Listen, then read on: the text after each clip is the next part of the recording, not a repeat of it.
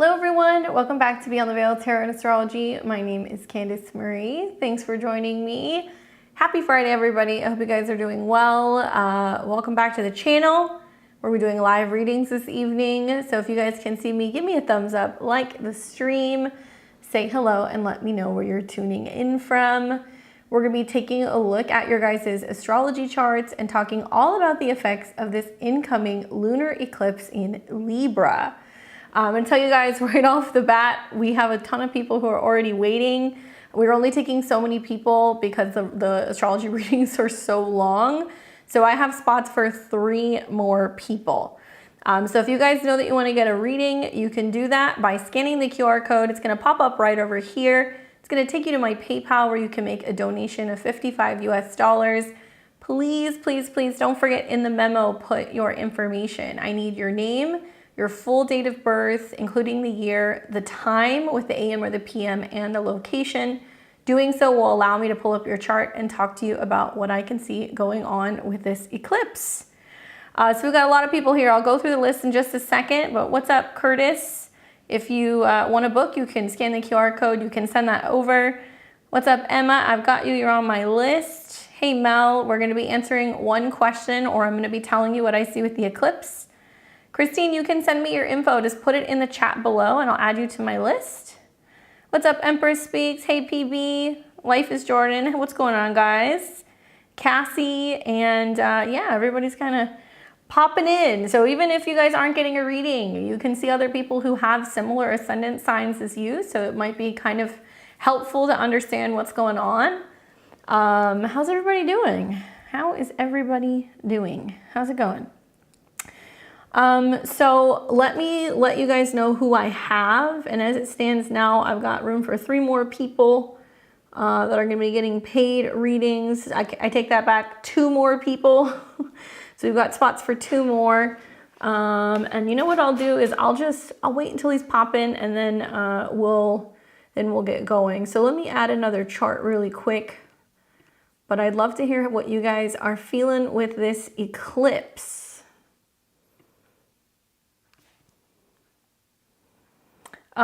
Brandy, let me see here. Let me look. Oh yeah, Brandy, you can send that. Send it for me. Thank you, thank you. Let me add everybody really quick. Let me put Brandy in. That way you guys don't have to wait. So I appreciate your patience.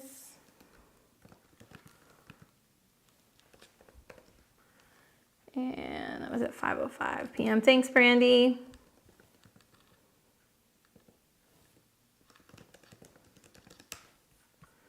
All right, let's save that. And then we will add Christine. Christine, it's nice to read for you. Thanks for being a level 3 member.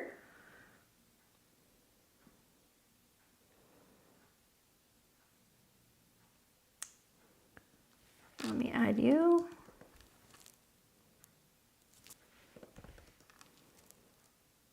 July 26, 1980,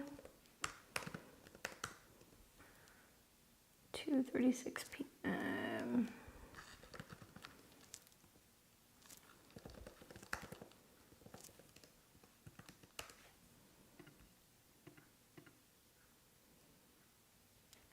There we go. I think we had another person pop in. Let me just check, and then we'll close it down. All right, so the readings are now closed. You gotta be quick. I got you, MK, don't worry. Let me add Sarah.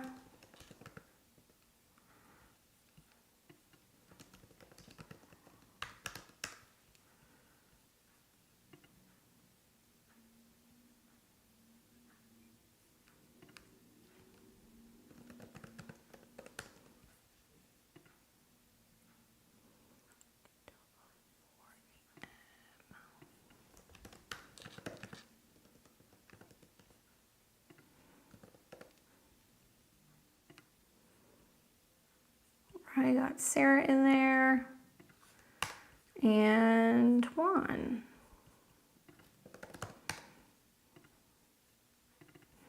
Cool. All right, everybody is in.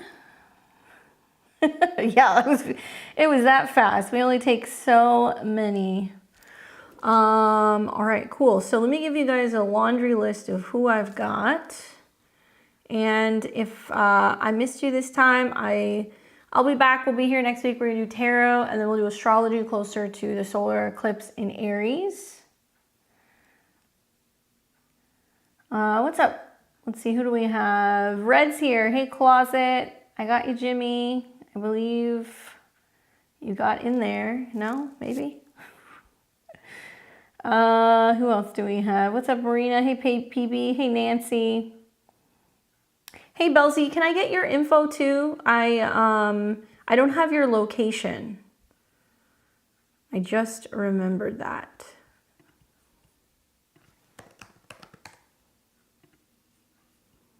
I think it was Lorena, right? Was that you?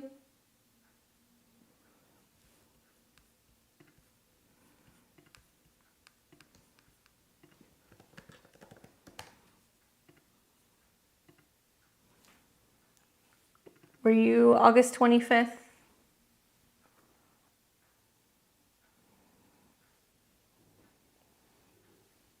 Oh no, different person. Okay. I'll give you guys the whole laundry list of people, but I don't have a location for Belley. So, oh, thank you. Gotcha. PayPal won't let me put in my country. Okay, I gotcha.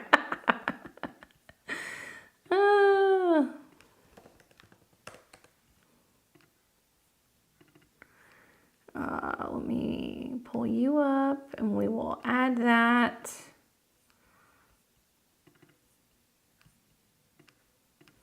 Thank you guys for your patience. I appreciate it.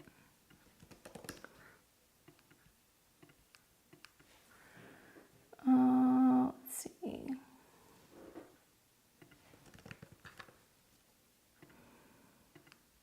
All right, so now I can do that. Perfect. Okay, so we always start with our level 3 people first.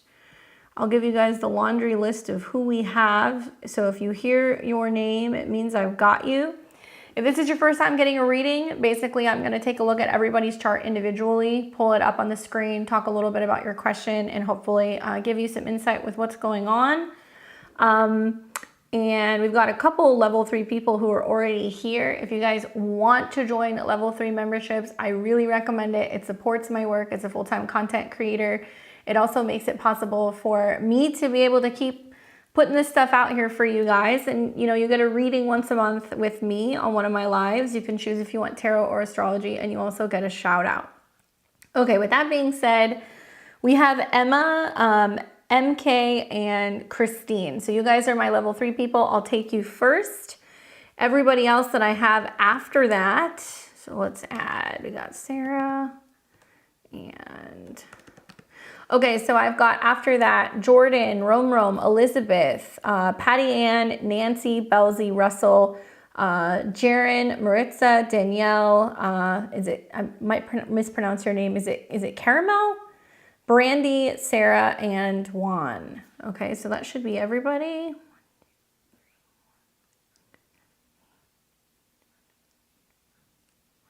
Okay, perfect. I think that's everybody. Okay, cool. And then we can get going in just a second. So Emma was the first one here. I'll let you guys know when I am calling somebody else's name. If you hear your name, it basically means that you're on deck. Let me move this over a little bit so you can see. There we go. Okay, cool.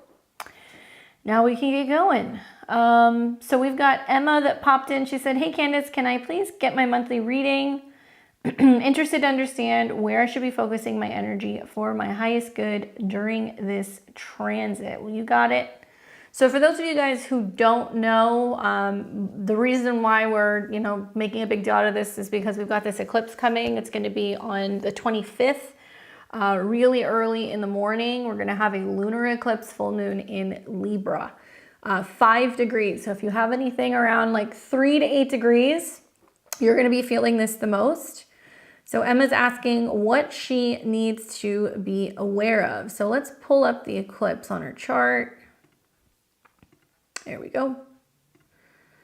So it looks like you're going to be having the eclipse in your 10th house. Okay, so everybody wants to think back to what was happening back in October of 2023. We had a solar eclipse in Libra. I believe it was right around 21 degrees. So this is going to be that kind of completion from that particular eclipse. It takes about 6 months to see a new moon become a full moon. And this is the first eclipse that we're seeing in 2024. And also it's just a continuation of these eclipses in Aries and Libra. So the eclipse is within range of your Pluto. So that's worthy of mentioning.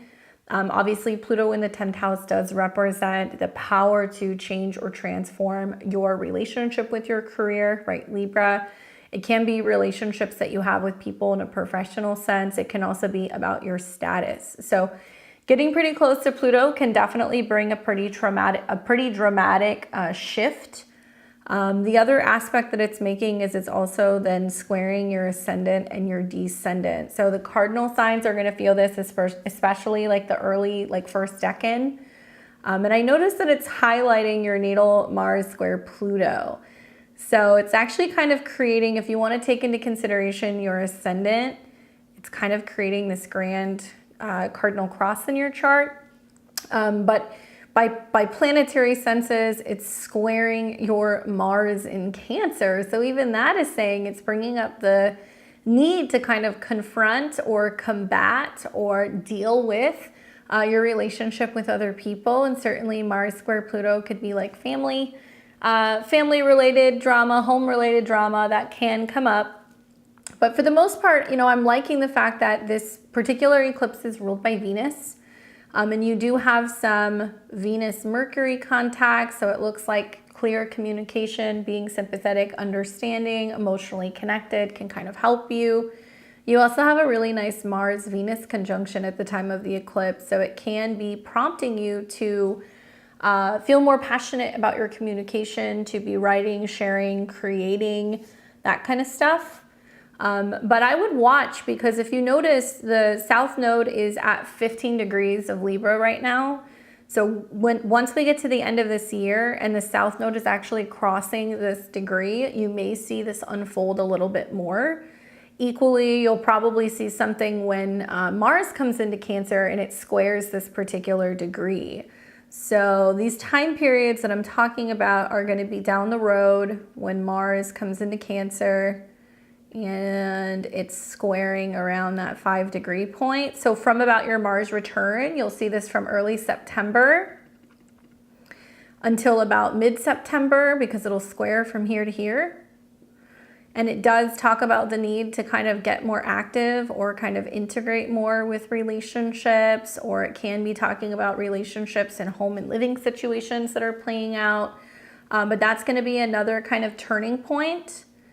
And then at the end of the year, we will also see the South Node coming into that degree. See how it's interesting? Right when Mars is squaring the eclipse point, then we're also going to see the South Node there. So there's like a second part that's going to be coming up in September where you're kind of clearing something out. Now at the same time, you know, the South Node is coming for your Pluto, and you have Pluto at 10 degrees. So I'm assuming this is going to be about feeling like you're letting go of the need to feel like you have to control like the outcome of a status. You know, you're feeling like, you know what, I'm not super attached to trying to control what's going on in a business partnership or a working relationship or a client relationship. It may also be a time when you're feeling more inclined to kind of step away from, you know, your professional life. If you've been wanting to make changes with your career, certainly you could during this time, because the South Node is going to basically allow you to make more definitive decisions and not feel like you're kind of being back and forth and being indecisive. And yeah, I mean, that's pretty much the long and short of it. You know, where we have another positive aspect with this eclipse is also we're going to see a trine to Pluto. So we've got the full moon at 5 degrees and it's trining Pluto in Aquarius in your second house. So actually for Capricorn risings, this is really nice because it's saying that there can be significant career kind of buildup as well. There can be presentations, meetings, alignments that you're having with certain people that's allowing you to feel like you have more power or control over your resources. So I actually really like that for you. I just feel like it's requiring you to have really clear kind of like negotiating skills with Mars and Saturn in your 5th house. Now, at the same time, even though this Pluto trine is nice and it's opening the door for more stability, better self-esteem, more money, it is still squaring your moon. So I can still see some relational things coming up here. You know, Pluto square the moon is bringing up intense relational issues with other people, especially over like home, family, like mother figures, women, and like resources. So you've got a square here, and then you've got the moon square Mars here. Are you anticipating like having to deal with change in your home life? Are you going back and forth with a sibling about a family matter? Are you trying to kind of like mend a relationship with a relative? Are any of these things coming up for you? And then, as I'm sure you know, then you're going to have this solar eclipse 2 weeks later that's going to be in your 4th house with a retrograde. So I think if it's not that there's something that needs to be dealt with on the home front, it might mean that you're kind of digging deep and you're really asking yourself, like, where is home? Where do I come from? You know, the eclipses there in a retrograde could prompt you learning more about your ancestry, learning more about your like family lineage. It could also be that there's just a really strong intuitive push that starts coming about how you want to handle things at home and, you know, how you want things organized and where you want your things, especially because Aries is very kind of self-focused. So when we see this other eclipse come in, like you're going to have one way of looking at home and family matters or domestic matters. And it's going to be, you know, with a Mars-Saturn conjunction. So watch for like friction with neighbors or in the neighborhood. There can be stuff going on revolving around where people are parking or like, you know, walls or fences and stuff like that. And it can bring up the need to kind of like keep the peace with other people.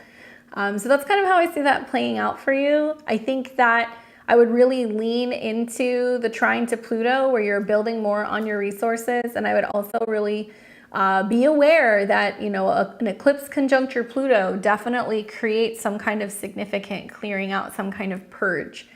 Venus is the dispositor of your Pluto. So if I look at Venus in your 3rd house, it's like female siblings, cousins, aunts, female neighbors. It can also mean that there's important business contracts and negotiations that are kind of flowing at the time of this eclipse, and like you're having to like either respond to emails or sign things or agree to something.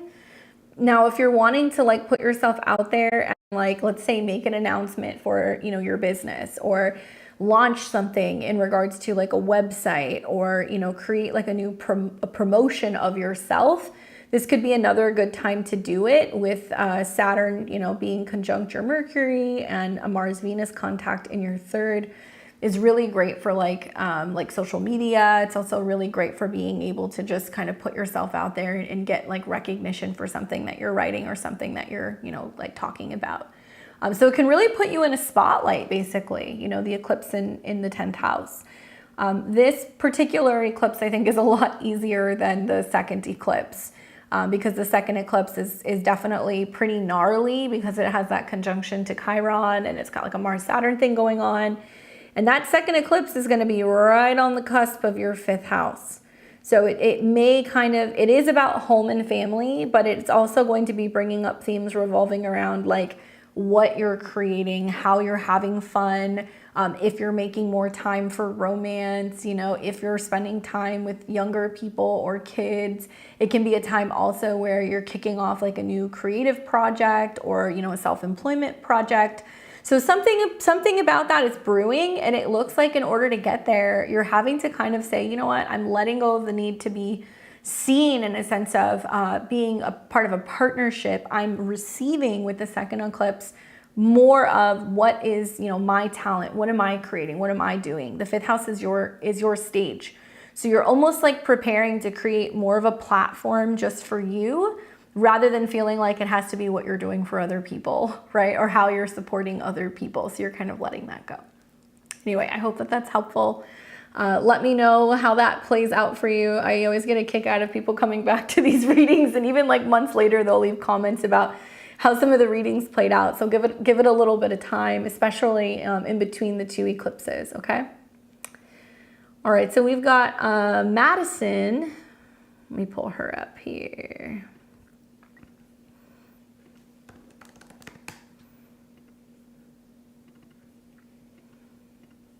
All right, so I've got Madison, and she's an Aquarius rising, Sun in Scorpio, Moon in Virgo. What's up, Moon? Hey, Dorothy. Hey, Lulu. Thank you. I appreciate it. All right, so we have got Madison's question. She says, hey, I wanted to get a reading for tonight's live. I noticed that during this lunar eclipse in Libra, Venus and Saturn will be close to my natal south node, and the north node in Aries will be close to my natal Saturn. I'm wondering what insight could come from these transits. For more context, I'm currently applying to go back to school and in the fall, and I'm hoping to get some financial aid.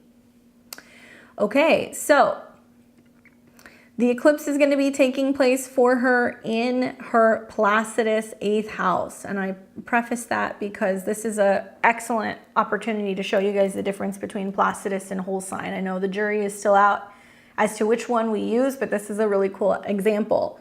So Aquarius rising, traditionally the 9th house is Libra, and that's seen as like higher education, college, getting certifications, degrees, all of that stuff. So she's saying she's returning back to school in the fall, Libra, at least here in the Northern Hemisphere, and she is wondering if she's gonna get financial aid. So this eclipse that's coming is in her Placidus 8th house, which is loans, finances, applying for assistance, other people's money, and you know, in the whole sign, it's in the 9th house. So quite literally, we can combine the two, different housing systems, and we can say, well, it's generally going to be about travel, education, or completing a program, but it falls in the 8th house of spending, right, or receiving money or funds. Could not be more literal. So that's why you have to look at both. So she's got the rulership of this eclipse, Venus, on her south node, okay? So here's what's cool, right? Saturn rules your chart traditionally. We look at Saturn and Uranus when we look at Aquarius rising charts. But Saturn is still like your OG ruler. So believe it or not, Saturn is your protector.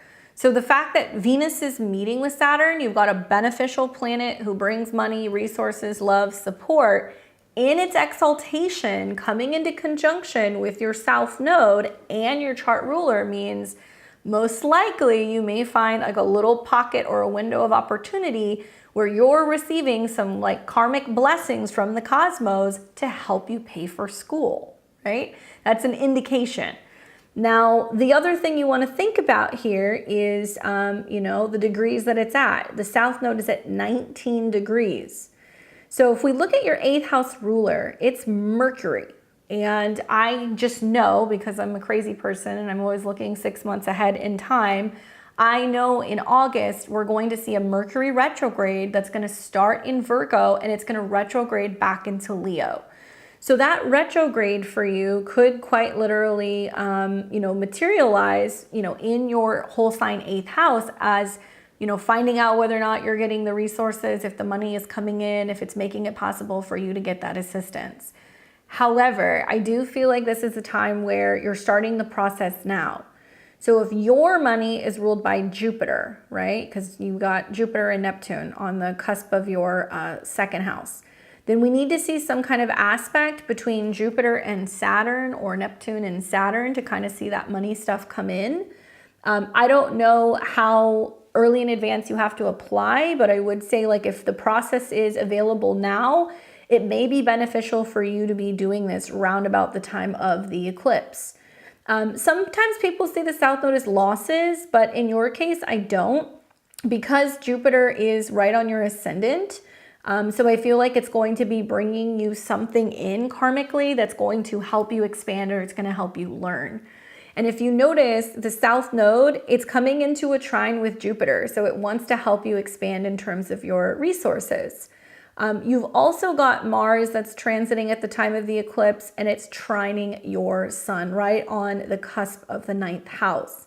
Likely in this next year, over the next couple of months, while Saturn is trining your Mercury, that's another indicator that it's opening up the door to receiving some kind of financial support. I'm never somebody who looks at a chart and goes, oh, I see one aspect, sure, it's going to happen. Like my rule is you have to see it 3 different ways. either in the transits, or you have to see it in the progress chart, or you have to see it in the solar return. So I do think that it's very likely that you're going to be able to receive some kind of funding. I would get the ball rolling sooner rather than later. You know, we are going to see this second eclipse that's going to be coming in that will be in your second house at the beginning of April with a Mercury retrograde. So Mercury will be retrograding. And Mercury is actually going to retrograde back to Saturn, 15 degrees, right on top of your Saturn. So it looks like maybe you're applying, you get some feedback. You know, the retrograde next month is like, well, how much can you afford? Saturn and Aries in the second house, they're going to want to know, you know, what is your employment status? You know, like what can you cover? How much do you need? What are you capable of doing? So I do see support, but at the same time, you do have the North Node on your Saturn. For an Aquarius rising with Aries in the second house, it means that you're having to be a little bit more self-sufficient, or you're having to maybe feel like, okay, I'm getting support, but I'm also working while I'm going to school, or I'm trying to find ways to be really conservative, like with your money, to be able to feel like, you know, you can complete your program. Something else that I would just say, just to consider, is that in this next year, Saturn's also going to be coming into a square with some of your personal planets in Sagittarius. It's going to square Mars, which is your Placidus ninth house ruler. It's going to square Venus, which obviously deals with like communication and education, or housing. It could be housing as well. So I would take some of that stuff into consideration. Like, I don't know if they would be able to provide funds to just help for, you know, paying for your classes or for your books, or if it's also going to be lodging or other things. But I would really take a look at the bigger picture and what it's actually going to cost you to be going to school. Use the Mercury retrograde in this next month to kind of reassess and kind of figure out a plan. You can definitely get all the documents together, and you can kind of negotiate and go back and forth and see what they're willing to do to kind of help you. But I actually see the Venus Saturn on your South Node as a good thing. I do not see that as a bad thing, because from a whole sign perspective, Pisces is your second house. South Node in the second house basically means you did not come here to pay for everything by yourself. You have to learn more about the North Node in the whole sign 8th house, which is receiving support from other people. And we could take that a step further and say, well, technically it's in the 7th house. Yes, it's in the 7th house, which is others, right? But this is ruled by Mercury, and Mercury is in your 9th. So you are supposed to be meeting with people or talking to people and trying to find people who can kind of support you in the process to make it possible for you to go. And I would definitely use the heck out of the Saturn transit this year with Saturn on your South Node, and really kind of say, okay, you know, I'm here to kind of receive some support prior to getting into your Saturn's return, where in a couple of years' time, you are going to be definitely a little bit more, you know, personally, you know, financially responsible for your resources. So get some of that support while you can. I hope that that's helpful in kind of explaining that for you. But yeah, my Saturn-based people, my Capricorns and Aquarius risings, easier for you guys. Also for Pisces, it can be beneficial for you as well. Hopefully that's helpful. All right, so now we've got Christine. So let's look at Christine.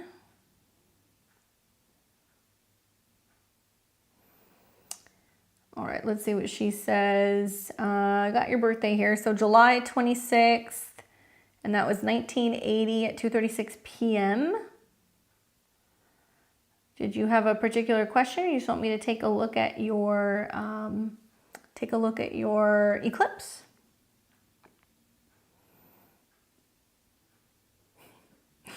Mallory says, Libra rising eclipse on the ascendant. Me too, girl. Me too. I am laying low. The eclipse is on my ascendant, and the solar eclipse is like on my moon. So I'm like, I'm praying to Sky Daddy. All right. So she says, I want to know how the eclipse is going to affect me. Deal. Okay. So I have to preface this by saying you're a mid-degree Scorpio rising. So even though it's a Libra eclipse, and you're going to hear for Scorpio risings, it's in your 12th house, it's subconscious, it's hidden. Yeah, but it's in your 11th house. So praise Jesus. So in your 11th house, it's more about socializing, gatherings, parties, get-togethers, friends. It's obviously going to be about big completions in regards to some of the people who are closest to you in your life.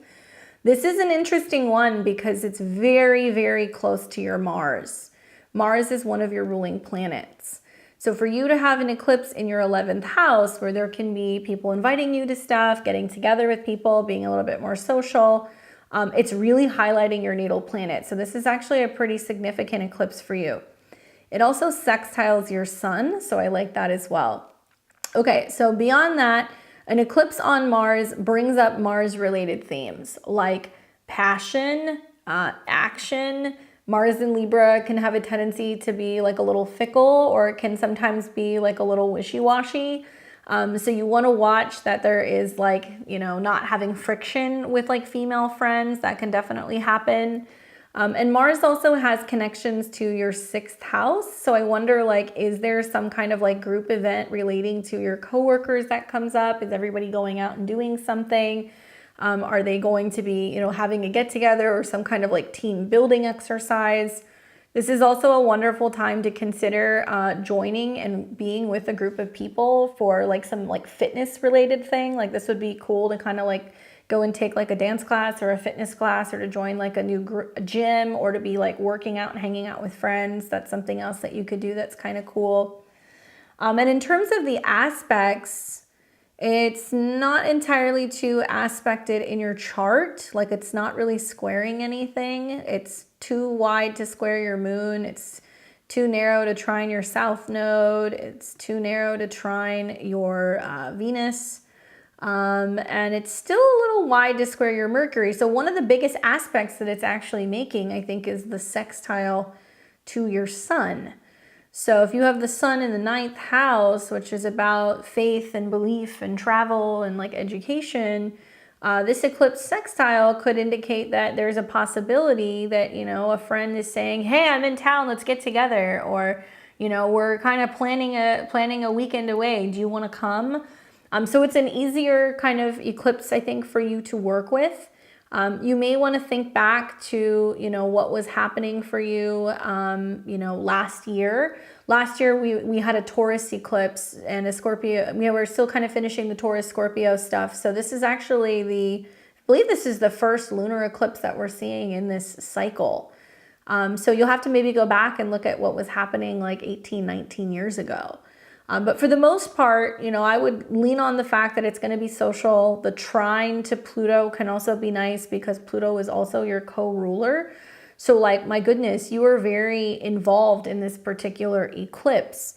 It is possible because the 5 is coming up that it can be about some kind of celebration friends are having, you know, with their children, or talking about, you know, having kids. It's possible that you can hear that there's a friend that's like, oh my God, you know, I'm getting engaged or I'm getting married. That can come up too because it's a 5 and Libra is about relationships. In the off chance that you are pulling energy from this being more along the whole sign lines, although I don't think that's going to be the case, for Scorpio risings, you'll hear, oh, there is this whole clearing out that's happening kind of subconsciously. I've seen so many Scorpio risings be like, it's so weird. I feel like I'm like a totally different person now. I've changed so much. And a lot of this eclipse can be about clearing out something karmic, right? The South Node is kind of releasing, letting go of someone or something from the past that's got to go. You may get closure in a dream. That's something that can happen. You may get closure also possibly in a sense of finally forgiving someone or something. So intuitively, I'm like, okay, has there been a friendship fallout or something that happened? Like, is there a sense of finally making amends or making peace with something? That could happen. But the aspects are pretty positive in your chart. And then you'll see, like I said, the second eclipse will come in your 5th house. So the 11th house is kind of like your audience, like, you know, people who, you know, you go to parties with, or people who you talk to, or people who you share with. The 5th house, where you're going to have the solar eclipse, is like, well, I'm going to do what makes me happy. I'm going to do what's, you know, best for me. New hobbies, new romantic connections. And it's very different than the 11th house, which is supposed to be about other people. So if you don't have anything going out friend-wise, then I would say observe this eclipse, and it can be then about, you know, clearing out stuff from the past. The 11th house is also about wish fulfillment. So I think about Venus being involved, and Venus is at the lower part of your chart, conjunct Saturn. So it can mean that you get wind that, you know, there's going to be a family reunion and you're invited, or there's going to be a family celebration and you're invited, or maybe you've got, you know, family in town and they're saying, hey, you know, we're all getting together. Do you want to come? And they're asking you if you want to come and visit them at their house, or vice versa. That's something else that can go down. I have seen some Scorpio risings and Sag risings with this aspect that are like mourning the loss of friendship or feeling like they've disconnected with someone. So that can come up for you here as well. But for the most part, the aspects are pretty positive, and it can be like a breath of fresh air while you're in the midst of a Pluto-Sun transit. You know, that's playing out for the next couple of years. So this kind of, in a way, helps kind of relieve the pressure of feeling like you have to be back and forth between, you know, career and home matters, or back and forth between education or, you know, communication matters. It really kind of breaks up that intensity of the opposition. So hopefully that's helpful for you. Come back in 2 weeks, give me some feedback and let me know what happened with that eclipse. But you're very involved in it if it's impacting both of your chart rulers. All right, so with that being said, we can move to our list. Does it affect your marriage at all? Not necessarily, because Venus is separating from Saturn. Venus rules your 11th house, and Venus is coming into a sextile. So unless you're getting hit really hard with the Jupiter-Uranus transit in your 7th, I know some Scorpio risings are having some turbulence in their marriages. Not necessarily. Venus is in positive aspect to Jupiter and Uranus. I feel like if anything, there are some Scorpio risings that are saying that there's just like this epiphany that's just like, oh, there's been this thing going on in my marriage for some time, and like now I need to let it go, or now I need to heal it. You know, certainly 7th house transits can bring opportunities for counseling, therapists, you know, bringing in other people to help you if you're having some marriage issues. You're more likely to be feeling marriage challenges from the Jupiter-Uranus transit that's building, and the fact that this year Saturn is going to start coming into a square with your Venus. But that doesn't mean definitively that, you know, something's going to go sideways, but you do have an 8th house Venus. So relationships are always interesting for you, because there is like a darker side or a more intense or complex, you know, kind of side to your relationships. Usually if you have Venus as the ruler of your 7th and it's in the 8th, there can be some complications in relationships where, you know, there can sometimes be feelings of like, can I trust this person, or are they being transparent with me? So as Saturn starts coming into a square with your Venus this year, there's this feeling of being like, I need more intimacy. I need more romance. I need to feel wanted. I want to feel close to somebody. I don't want to like doubt a situation. So I think that's more where that would kind of be coming from. So hopefully that explains that a little bit better. All right, so I have Jordan, Rome, and then Elizabeth.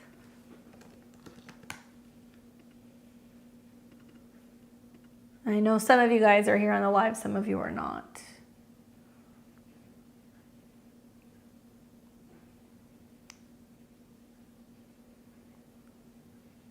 I'm sorry to hear you lost your dog. That's rough.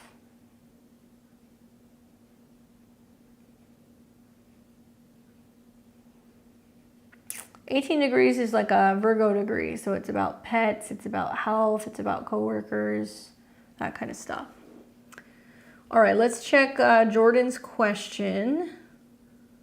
Let's see what he says. Sorry guys, my PayPal is so annoying. It's been doing this all day. I have to keep checking in. Huh, it's so weird. It only does this when I'm on lives. It's kind of bizarre. There we go.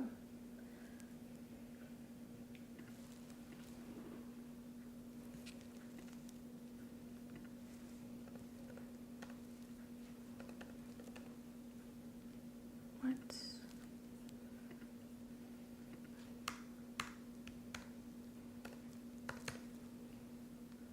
There we go. What's up, Gibson? What's up, Rom? I know you're working. You're hustling. All right, so let's look at Jordan, and then we'll take Rom next. All right, so Jordan says, there we go. Oh, it's a long message. Okay, so I've got you here May 24th, 1998, 5:55 p.m. And my partner's info, let me put this other one in here. Looks like it's January 11th, 97.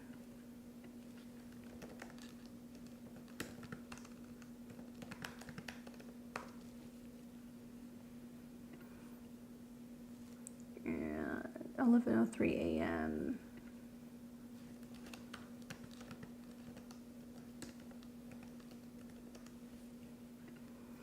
All right, so we got a Synastry situation. Okay, so in some of your videos, you've talked a bit about relationship changes and either growing together or splitting off. I feel like him and I are at the beginning of a growing better together phase right now. I'd love to hear some of our strengths and things we can always work on, and maybe intentional goals for the spring season. We're also at the beginning phases of trying to move, and we've been debating a lot about what we want next, a nicer apartment or saving up for a house. And I know moving was mentioned in a few of your horoscopes. Thank you. Okay, got it. All right, so we've got Jordan's chart here. We'll look at yours, and then we'll look at his. Scorpio rising. Obviously, you've still got Saturn in your 4th house. So, you know, I kind of feel like with this eclipse that's coming,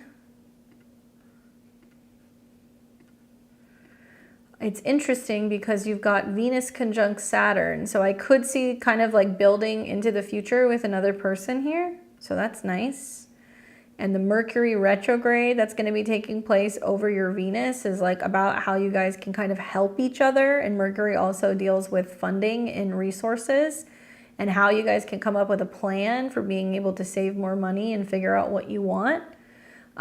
Pluto's transiting your Neptune too. So that's about figuring out like how do we afford, you know, what we're going to be kind of moving into. You know, Saturn will still kind of hang around your 4th house for a little bit longer, and Pluto will go in and out of Aquarius. So probably at some point, you know, buying something is going to be a lot easier when you're starting to see some nice transits, maybe like when Jupiter's in Gemini, you know, or expanding. You could move then if you wanted to do that too. But yeah, I really feel like right now it's about figuring out how to work together with Jupiter and Uranus on your moon. And then this Mercury retrograde is like about timing and like, you know, coming up with the resources. So makes sense. And then we've got, let's see, him. Aries rising. The eclipse is about to be on the descendant of his chart. And that's going to square his Venus. And then moving and movement. So Jupiter's going into the 3rd house in June. And it looks like the moon rules his 4th house. And Jupiter and Uranus are squaring his moon. So that's why you guys are trying to figure out how to move. It looks like he's really focusing on like money and resource stuff this spring. So, you know, I think you guys will do it. I think that if you decide to do something temporary, you can. Certainly with like, you know, Jupiter and Uranus hitting your moon, you're like, yes, let's get the show on the road. Like, let's move. So both of you guys have it in your chart. But in terms of like the synastry, I'm going to put his chart on top of yours. So you're on the inner wheel here. Obviously, all of his Capricorn placements take up a mass majority of your 3rd house, which is really about communication. And I love that his sun trines your moon exactly. So you guys really can communicate well, work well together, partner. And then he's also got like his Jupiter and his natal Uranus trining your Mars and your sun. Such an exciting time. You know, the Jupiter-Uranus conjunction is going to be right on your moon. So that's about some significant growth period in a relationship. Uranus rules your house of home. So it's about kind of moving in together. And I'm totally digging Pluto coming into a trine with your Mars. I really think moving's a good change for you. I think that that's really going to teach you a lot about learning how to kind of share and work with another person and learning how to transform your inner world. You'll have Pluto that'll be trining your sun, also opening up your career for the next couple of years.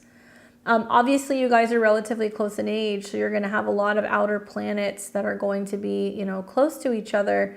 But in terms of like pros and cons, I think one thing that's really nice about your chart is you guys do have a Venus-Juno conjunction.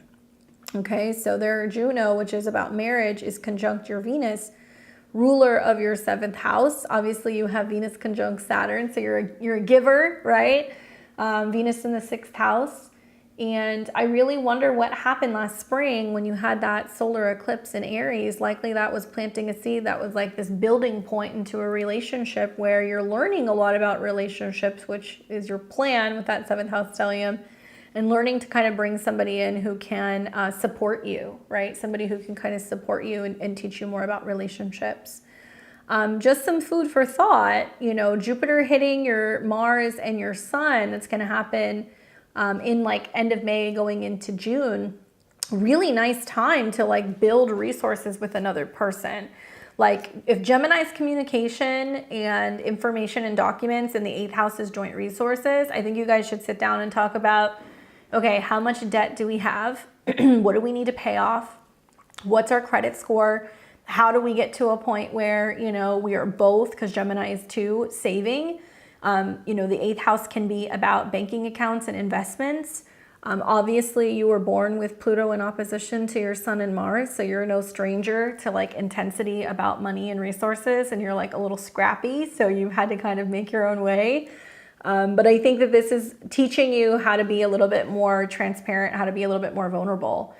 So what a wonderful time to be like, okay, let's talk about, you know, opening a joint savings account. And if the goal is to move into a nicer apartment and have a deposit or money for furniture, or if the goal is to, you know, buy a house, how much money are we moving into this? How much money are we saving? Because that Jupiter trine Pluto is going to really open up everything in regards to like your home base. And it's going to possibly make it possible for you guys to feel like you can actually own something. Jupiter represents what you possess, and you have Jupiter that's going to be going over your Mars and your Sun, so you guys have to talk about what you want. With Aquarius on your IC at an 11, and you're you know, having like this Jupiter transit in a 3, I do feel like you're much more likely this year to be staying in an apartment or a condo or some kind of like communal complex. And then eventually I think you will see that when you start to have stronger transits that involve Saturn, like maybe Saturn when it starts coming into a trine with Pluto, you'll consider buying something. But expect the unexpected with Jupiter and Uranus on your moon. It's going to be like exciting, and things are going to kind of, you know, kind of grow very quickly in this relationship. Careful with getting pregnant, because Jupiter is your 5th house lord. So just be mindful of that, because I see pregnancy in charts when I see Jupiter hitting the ascendant sign, when I see Jupiter hitting the sun, when I see Jupiter hitting the moon, when I see the 5th house lord coming into contact with the moon or with the sun. You're having all of these transits over the next couple of months. So unless that's something you're trying to do, in that case, you know, congrats. But I'm looking at that, and I'm looking at this eclipse that's going to be right on your Jupiter in September of this year. So that's kind of like baby stuff all over it. Strengths, you know, he's got a Mercury retrograde, but it is in a trine to some of your, you know, your 7th house and some of your personal placements. I also feel like something else that's beneficial is that you have somebody who has a decent amount of air in their chart. Okay, so they can also be really helpful when it comes to, you know, just being matter of fact and kind of direct. Let me flip this chart around and see what his looks like with yours. So he's in Aries rising. You have got Jupiter in the 12th, Venus, Saturn on the ascendant. So that's, you make him look good. You make him look good. And look at all of your Gemini and Taurus stuff in the 2nd house. So you really inspire him to be somebody who is more like, you know, fiscally responsible, or like having more goals when it comes to his resources. I like these planets in the 2nd house, because I feel like he really values you. Like he'll see you as something that's like, I don't want to lose that. You know what I'm saying? And then obviously colorful if you have Venus in Aries, and you know, he has Venus in Capricorn. So you guys have different Venuses. So I don't know if you already live together or not, but different ways of handling money, different ways also when it comes to aesthetic preferences. So you guys might need to kind of find a way to meet in the middle. But your Venus Saturn sextiling his moon is nice. And it's interesting because he's got like big boss energy, you know, with all that Capricorn. Look at his chart. I mean, he's just like Mr. Saturn. And then he's got Saturn on his ascendant.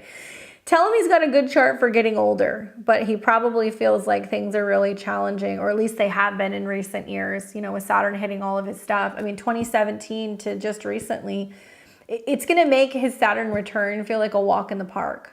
I don't think I've seen a Saturnian chart this strong and this long.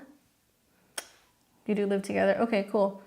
And what's really interesting is he's got Mars in Libra post Saturn. So I mean, and it squares his Mercury and his Venus. Do you find that you guys sometimes have challenges because he wants to kind of be the boss and he wants to like dominate or dictate how things go? He can't wait to get old. Well, it's a good chart for getting old because he's got all these planets that are Saturnian planets.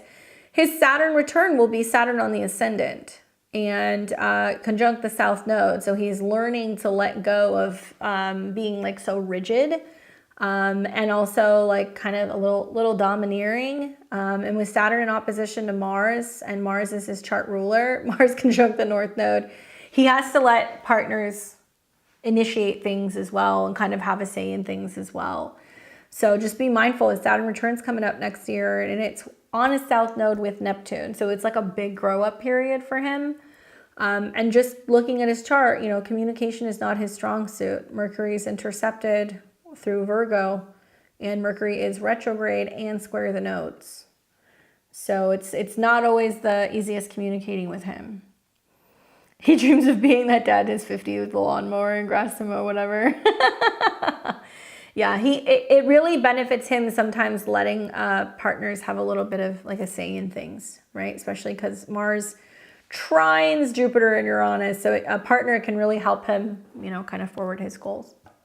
Anyway, I hope that that's helpful, giving you guys some insight. Such big transits in your chart. Really circle back. Let us know what happens in April with the Jupiter-Uranus conjunction. I wonder if you guys get engaged. That might happen. That might happen. 21 degrees is definitely about ceremonies and trips and traveling.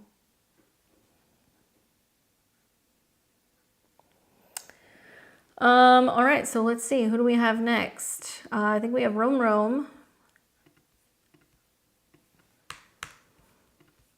All right, so let's pull up Rome.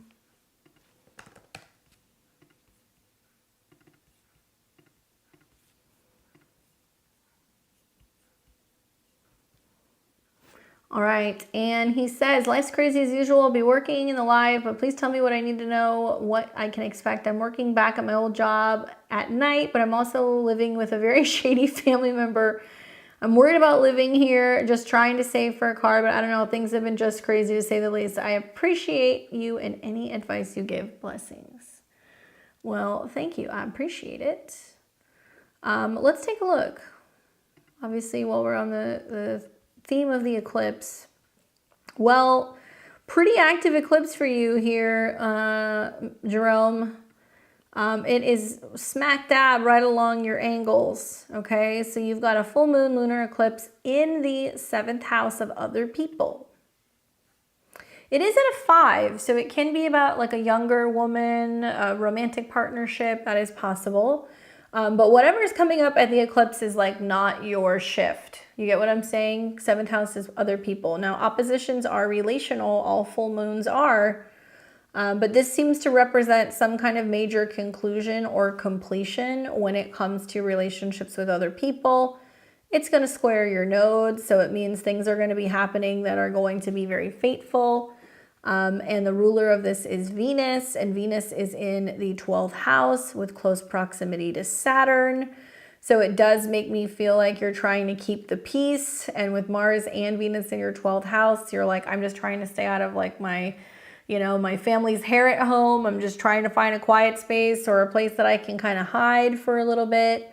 The positive though, and I talked about this in my video for Sunday, I talk about how Venus starts coming into a sextile with Jupiter in Uranus. So there is this feeling of like whatever we're wrapping up and closing out, it's bringing us something new, right? This is a South Node eclipse, so we're closing something out. Now, you may not see the effects of this for a couple of days or until the end of the year. I know that's like a big range, but up to 2 days after this eclipse, we want to watch the moon then go through Libra, where it's going to hit your Mercury and the South Node.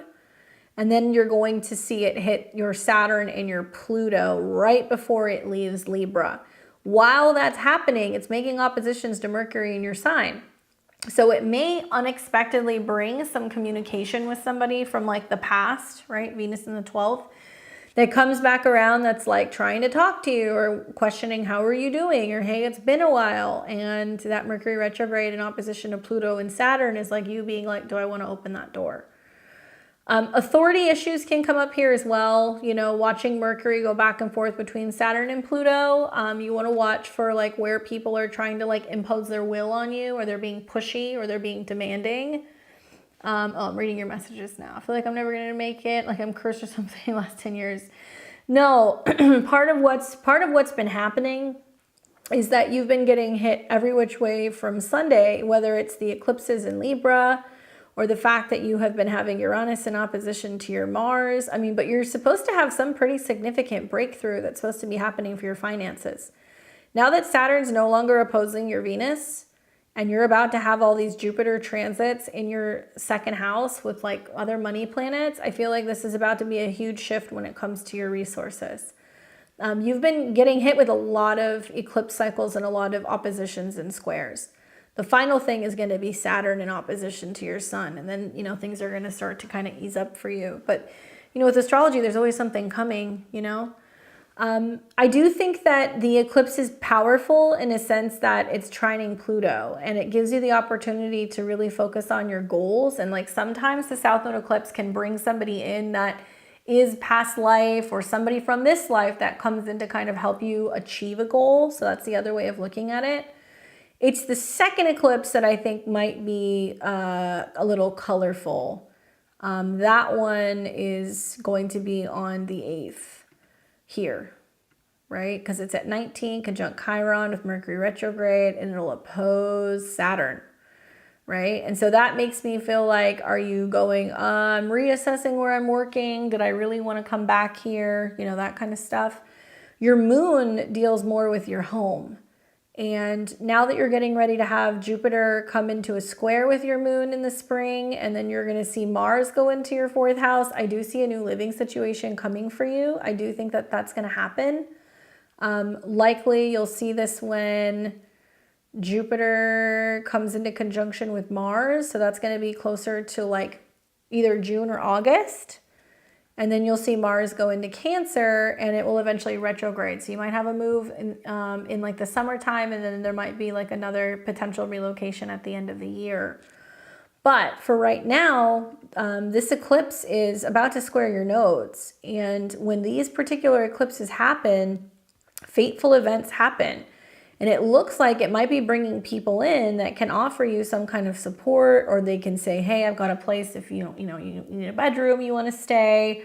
If you need some kind of support from me, like I've got you. And I also think that it's going to be like closing a pretty significant chapter when it comes to, you know, any kind of like relationship karma. I know you feel like you're like the king of relationship karma with all that like Libra in your 7th, but you're pretty much done. Like the final kind of move here is that South Node Mercury transit. We'll still continue to have eclipses in Libra and Aries, you know, going into next year. We'll see another eclipse that's going to be actually taking place in Libra in the fall. But for right now, I would like keep an eye out, because I've seen people who have these eclipses that they have them, and then like within like weeks they're like, oh my god, I met this like person, and they're like offering to help me, or they're, you know, connecting me with some kind of new support system, or they're offering me like a place to stay, or they like, you know, offer to give me something, you know, something like that. But your living situation for sure can change from this because it is squaring your north node, which is ruled by the moon. And it looks like this might be something that you're doing temporary, you know, just until you get like a couple more months in the spring, early summer. Who's it going to be with, a girlfriend or something, or another family member? 7th house is more romantic, and the ruler is Venus in the 12th. So it does seem like it could be like, maybe you have a dream about an ex-girlfriend. Maybe, you know, you hear from somebody who messages you that you haven't heard from in a long time. I don't really think it's family related.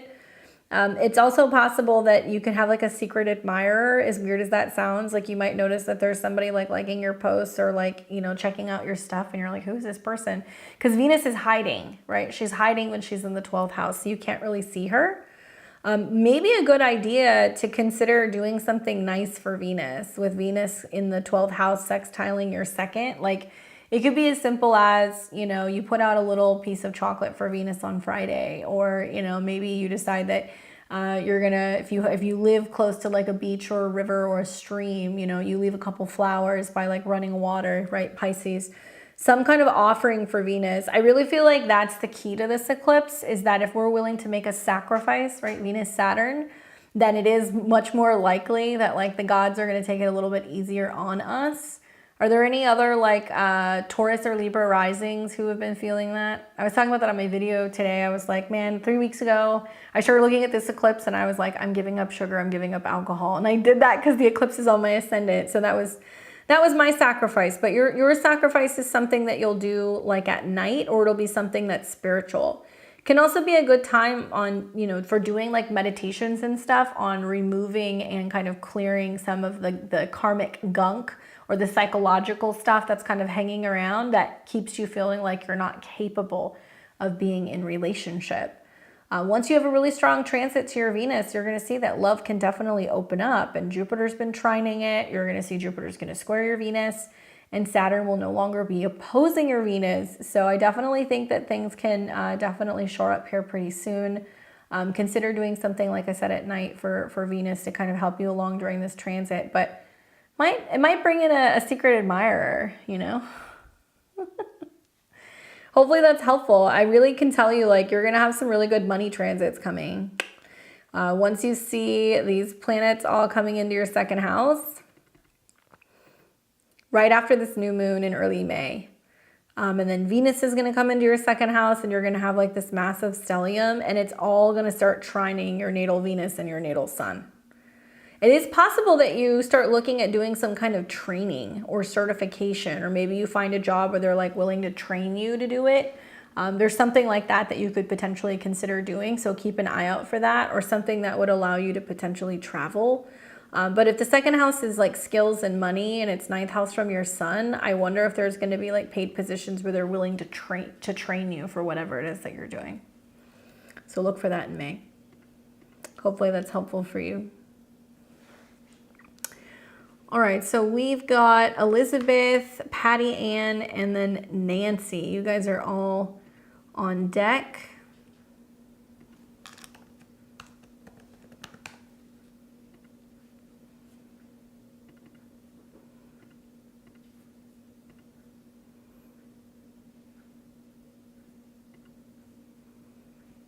All right, so Elizabeth says 9/20/78. 8:27 a.m. and that was in Arlington Heights. Oh man, good luck, Stephanie. I feel that. Libra, lower back is Libra.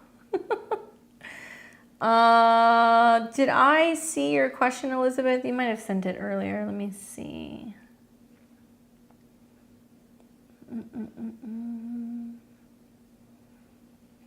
Maybe I did, maybe I didn't. So, can you let me know your question? I'm not seeing it here.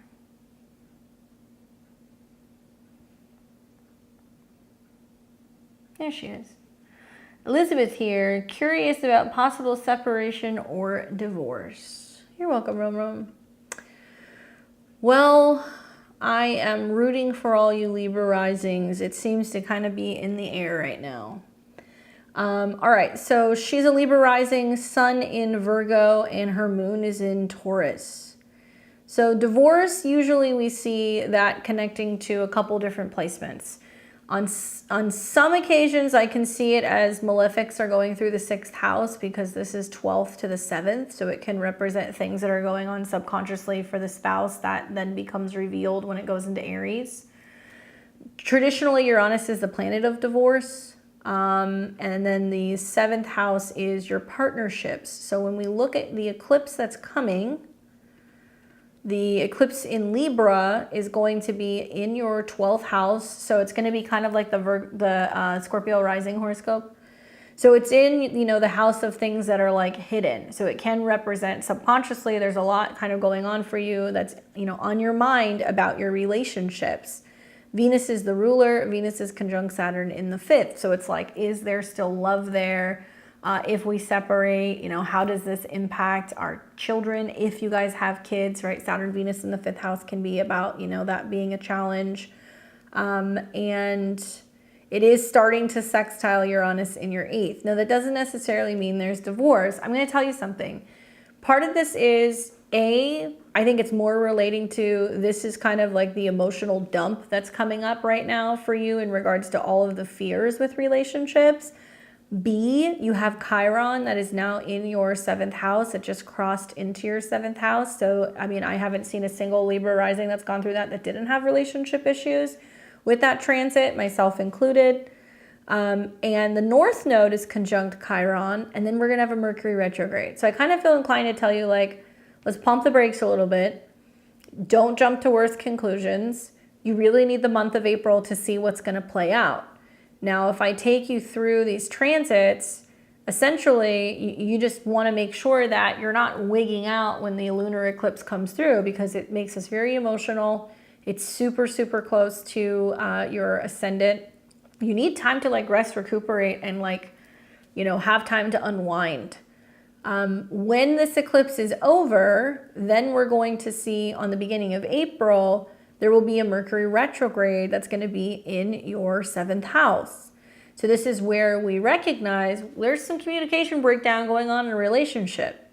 Now for a Virgo, it's pretty important because it's 8th house from your sun. So it represents where there's something that's being unveiled, some kind of transformation that's happening. Maybe a partner is needing to kind of communicate and speak their piece and talk about, you know, what pains or issues they're having. Maybe the issue is that they're being selfish. Aries can be selfish. And Mercury Aries can mean that they're not feeling heard. So this can be an invitation to be like, okay, tell me what's been bothering you. Let's talk about it. And if you guys can't, then the 7th house and Mercury can represent more than one person. So you guys are going to have miscommunications, especially because it's going to be in opposition to your Pluto. But at the same time, it would be a wonderful time to be like, we're getting a counselor, you know, we're working with someone else. Like we need to bring somebody else in to kind of like talk about some stuff. I would give yourself that time to explore that and be like, is there something here we can mend? How can we communicate in a way where we're both feeling heard? And then you will have the solar eclipse that's going to come up in Aries at the beginning of April. And that's a solar eclipse with a Mercury Cazimi. Really, it's going to be mid to the second half of April that, you know, this stuff can kind of all come out. Part of it's also South Node's coming into conjunction with your Pluto. So there can be a sense of you being like really kind of like, I just want to be out. I want to kind of clear this out. It's feeling toxic for me, or it's not feeling good for me. And oh, by the way, in the background, Pluto is squaring your Mars. And that's not fun because that does bring up a lot of like emotional intensity, some power struggles, especially if you got all this Scorpio in your first house. You don't like being told what to do, obviously. And Pluto squaring that means that there's, you know, major dramatic change and things going on in pressure in the home front that is testing your you know, reactions. I'm ready for my own life. He just never grew up. I'm seeing a new therapist. Okay, cool. So you're seeing somebody new. That's the retrograde. I think you need to get a punching bag, you know, with Pluto square Mars.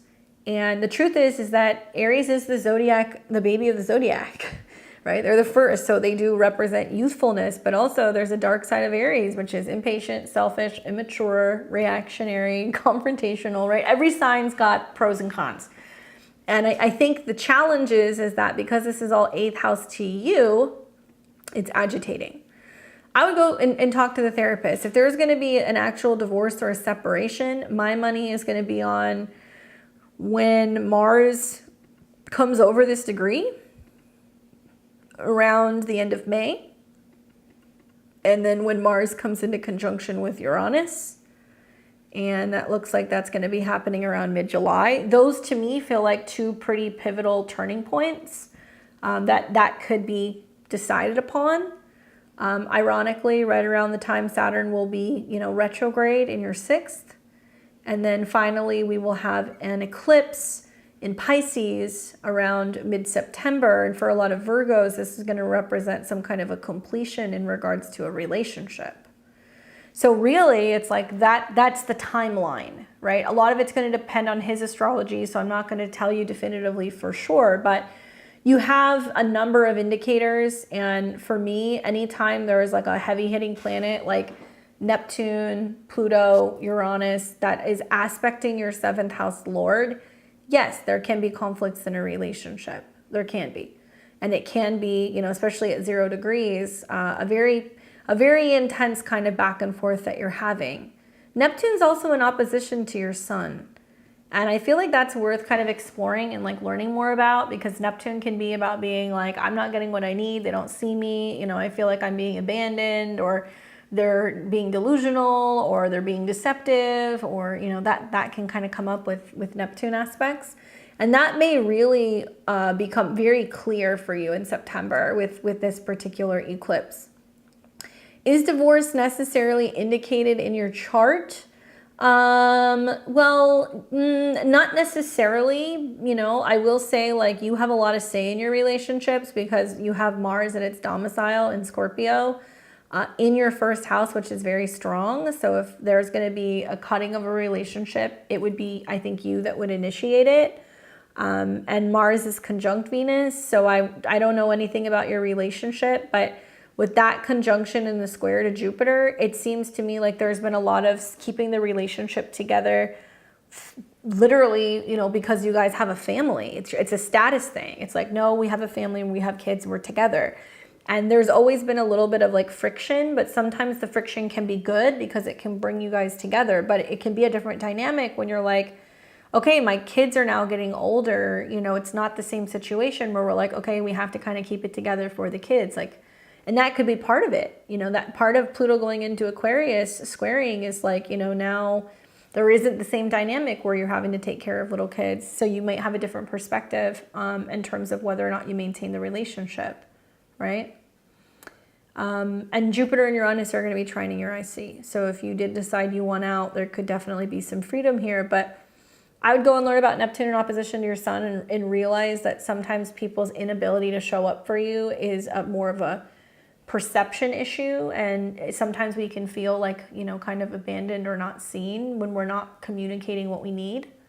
And also you need a punching bag because Pluto is squaring your Mars, so I do think that having an outlet can be really helpful for some of this frustration. But if somebody's going to be the one to call it with Uranus in your 1st house conjunct Venus, it's going to be you. It's not going to be him. But I would give him the benefit of the doubt and try to see if working with another therapist can help you, because Mercury retrograde with Chiron is like having those difficult conversations and addressing the wounds, right? It can actually make the relationship stronger. Just some food for thought. I remember that transit. It was a hard transit. I also have Mars in Scorpio. I'm feeling Pluto square my Mars, just like you. It's not fun. We get heated. So we've got Patty Ann, Ashley, and Nancy. Patty Ann. Let's see.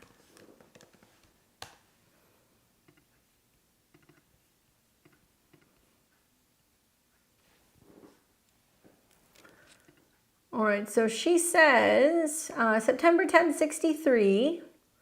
10:27 a.m. in Massachusetts. We got another Scorpio rising, Sun in Virgo.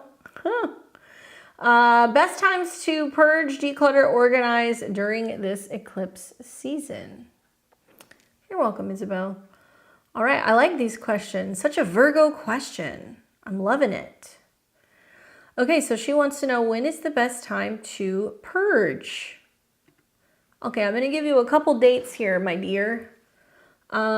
We could definitely do something round about the time of the eclipse. One would be here, obviously around the 25th, because the moon's going to conjunct the south node. So that kind of represents like clearing stuff out of closets and things that are hidden and stuff that you can't see. Especially with that moon square the nodes. It's like, okay, this is a turning point. We got to get this out. The ruler of this eclipse is Venus, and Venus and Saturn are kind of still right along the bottom part of your chart. Are you getting rid of stuff that is relating to like a craft room, an office space? Do you have stuff laying around from when you had kids? Are there old board games and other things that you can kind of get rid of? That looks like the stuff that you would get rid of personally. And then another time when you can get rid of stuff will be when, let's see, when you've got the moon going into your 4th house and trining the south node. So April 3rd is another good day for you to do that, because you're going to have the moon in the 4th house with Pluto, where you're like, get rid of it all, throw it away. And it trines the south node, and also it will make trines to Mercury. So it's very therapeutic. And then you'll have sextiles to your 6th house of organization. I love how Scorpio rising suddenly are like really fixated on either health and like updating their health regimen, or like a lot of Scorpio risings are like suddenly frantically reorganizing their office, or they're like going through folders and other things. Like they're cleaning up. That's the Mercury retrograde in the 6th.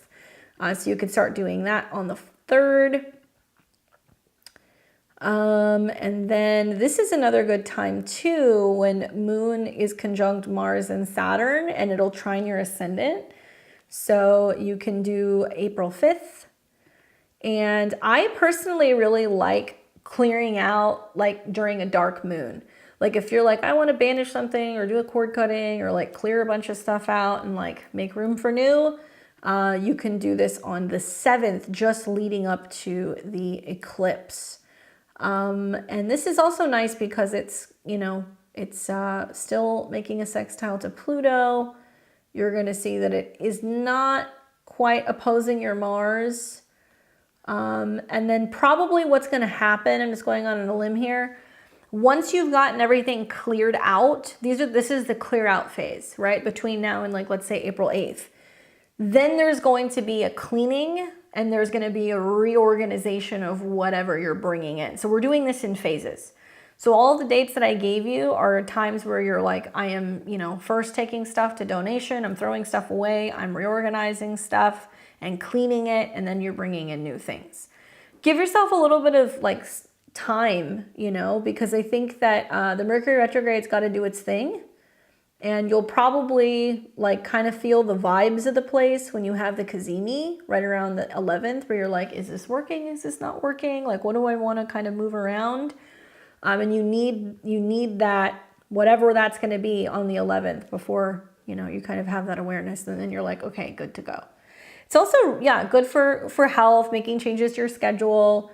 It is 8 signs away from Virgo, so it's really good for like detoxing, purging, clearing, self-improvement, and like transformations of one's self, right? And I love that it's like all in Aries energy, so it's like it's very busy.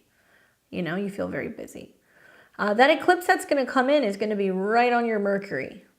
So just a heads up, the lunar eclipse is kind of triggering this whole like, oh, I need a change. It might be your bedroom too. A lot of Scorpio risings are going to like have trouble sleeping, and they're going to feel like they need to like move something around in their bedroom. So just be mindful of that. Try to get some rest, do some yoga, some breath work before you go to bed. So hopefully those are all really helpful dates for you in terms of, you know, being able to clear stuff out and organize. I really love that you're decluttering with Saturn in opposition to your sun. What are you making space for? Are you creating like a new like creative room? Are you creating like a place where you can do like crafting or entertaining? Do you have like kids that are coming over? Like what's going on here? Let us know. All right, so we've got Nancy, Belley, and then Russell. You guys will all be next. All right, so we've got Nancy.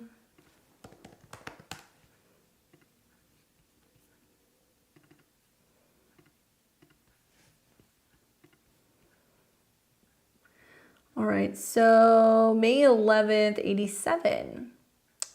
Nancy says, been undergoing a huge transition in my work and career. I want to know if I should focus on starting a baking pastry business, food, social media content, or going back to school to refine or enhance my culinary skills. Thank you so much. Well, Nancy, you've got some really cool stuff going on here. So let's take a look. So first of all, you are coming into your nodal return. Okay, so I kind of want to start with that first. Just so happens to coincide with eclipses in your 10th house. So the nodal return is like a hard alignment with destiny. It's like what you're supposed to be doing. And it looks like that's going to be happening for you at 11:02. So like right around early July, okay? So you have your North Node in the 10th house, which means you're here for career advancement, being seen, working, having some kind of expansion, and really developing who you are out in the world. Now the ruler of this is Mars in Gemini, which is in your 12th house. And sometimes Mars in the 12th house represents going back to school. I've seen that for a lot of people, or going back and fine-tuning something about your skills. I will say, because that North Node is coming in, and when you have that return, Mars is the ruler and Mars is on your sun. Okay? And it means that it's pushing you to invest yourself literally or financially, or in a sense of working with other people, I think, to learn new skills. Saturn's also in your 9th house, so that's really great for, going and getting skills. It can be that you develop a mentorship of some kind as well, where somebody is working with you, and so you don't have to go the traditional path of school if you don't want to. You'll have until Jupiter goes all the way through Gemini throughout this next year to make a decision, and Jupiter will get pretty close to your Mars. So I actually feel like this could be a year where, through some kind of like, I'm not going to say not structure, but like informal, right? Informal classes, lessons, other things. Like you don't have to go and get a full-blown degree. You can go and like work with some of these kind of like workshops, or if you find somebody who can be like a mentor, you can develop your skills, and then you can decide next year if you really need to go back to school. I love that you do like pastry work, especially because you have Venus in the 10th house, and Aries is very entrepreneurial. So for you to have Venus, which is about, home and family and relationships and partnerships, and also serving other people or starting a business, conjunct Jupiter, which is your 9th house lord, it does say that eventually your business may actually develop into you teaching other people. I've been working with my brother and helping him in his catering business. Cool. I do feel like, it seems to me, even if you take a little bit of time, to like really make a decision, like next year, Saturn and Neptune are going to start going into Aries. And eventually, as much as I hate to say this, you're either going to develop like a family business because your midheaven's a 4. Have you guys ever talked about like opening a restaurant or doing catering together? Has there been anything like that that's come up? Because I see that happening in like 2026 when Saturn and Neptune are in your 10th house. And then Saturn will hit your North Node and your Jupiter and your Venus, and you're going to be like, this is my thing. So there may be some kind of family business that's brewing. I definitely think that 2026 is like the big year.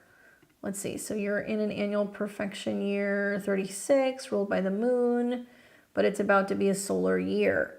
So this lunar eclipse that's coming up then is going to be about, big changes with home and family. But then when you get to your birthday, you're going to be in a solar year, which means you're really focusing, go back. You're really focusing on money and resources and building with a group of people. So you're going to be kind of doing that like this summer, basically.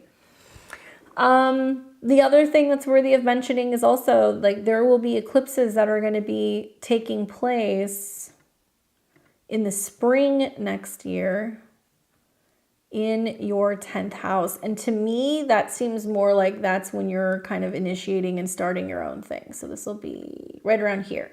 I know I'm jumping around a bit. So spring of 2025. Solar eclipse with a Mercury retrograde. Solar eclipse is right on your north node. Mars is the ruler. Mars is on your ascendant, trine-Neptune.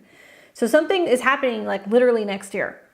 So, if this were me, I would be more focused on what skills you feel like you need to kind of get down pat or what kind of working relationship you can do before you're really ready to open this next year.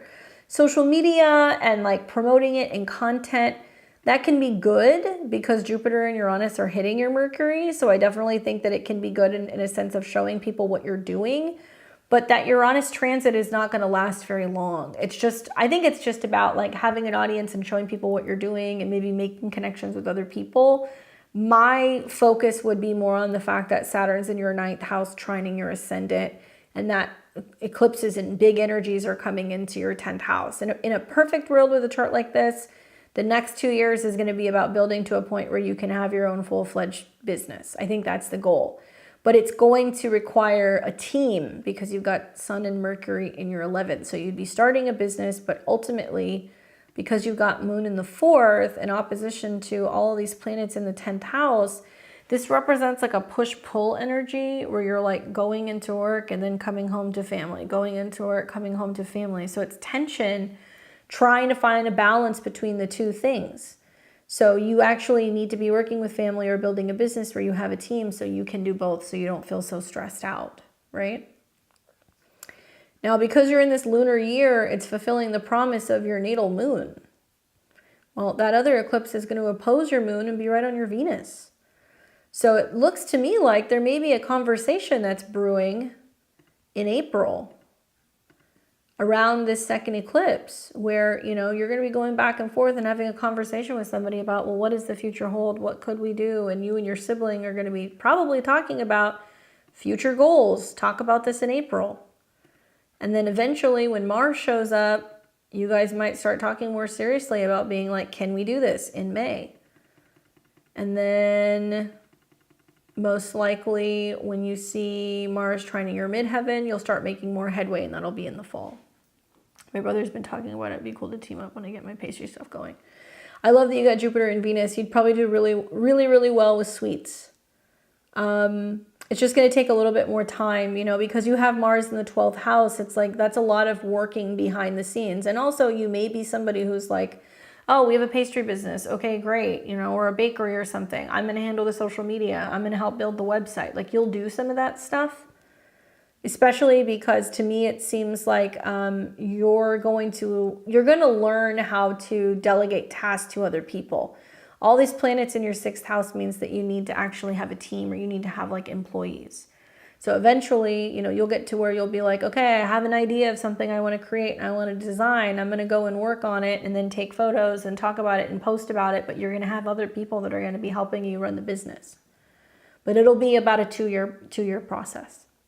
So I don't know. I think Saturn in the 9th house is going to be very telling. I would look at that eclipse in mid-September. That could, definitely indicate whether or not you're completing some kind of education, especially because it's going to square your Mars. And I would give it at least until then to decide whether or not you need to do something more. Hopefully that's helpful for you, Nancy. All right, so we've got Belley. Am I saying that correctly? Belley.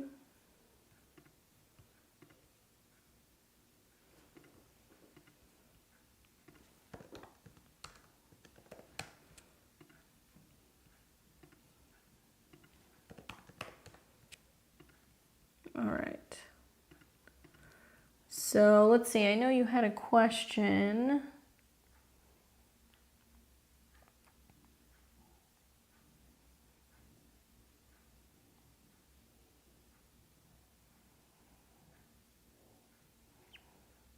Can you let me know what your question is, Belley? I don't have it on my memo box. And then we'll have Russell, Jiren, and Marissa. You guys are next. You're welcome. Good luck with your pastry biz. If you guys haven't already, please give me a thumbs up if you guys can like the stream. It lets people know that we're here. We're live. I would appreciate it.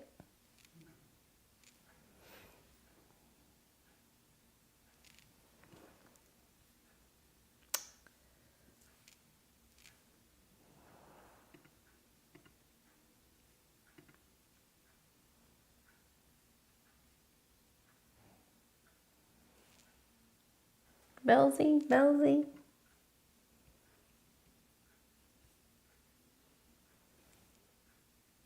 All right, I'll move on to Russell. We'll give her a minute to pop in.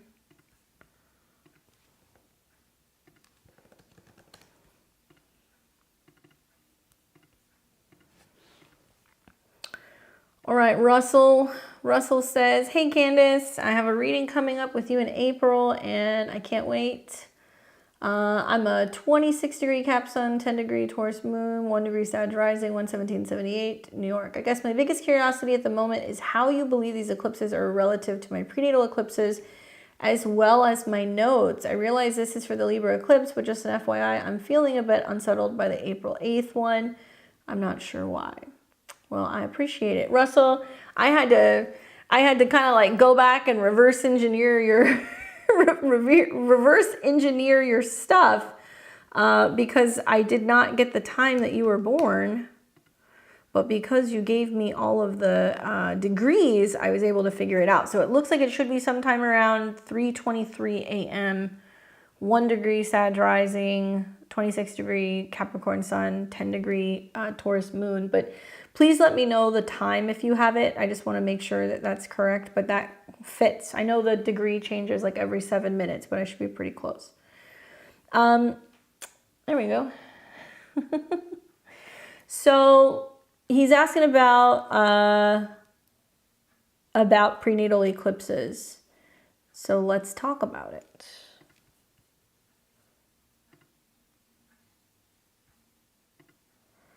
All right, so it looks like the prenatal eclipse to you being born, no worries. The prenatal eclipse to you being born was the 19 degrees of Libra solar eclipse. So that was October 12th, 1977. Okay. Okay, so I was a minute or two off. So it should be correct. Let's look at that. 21. I was close. All right, there we go.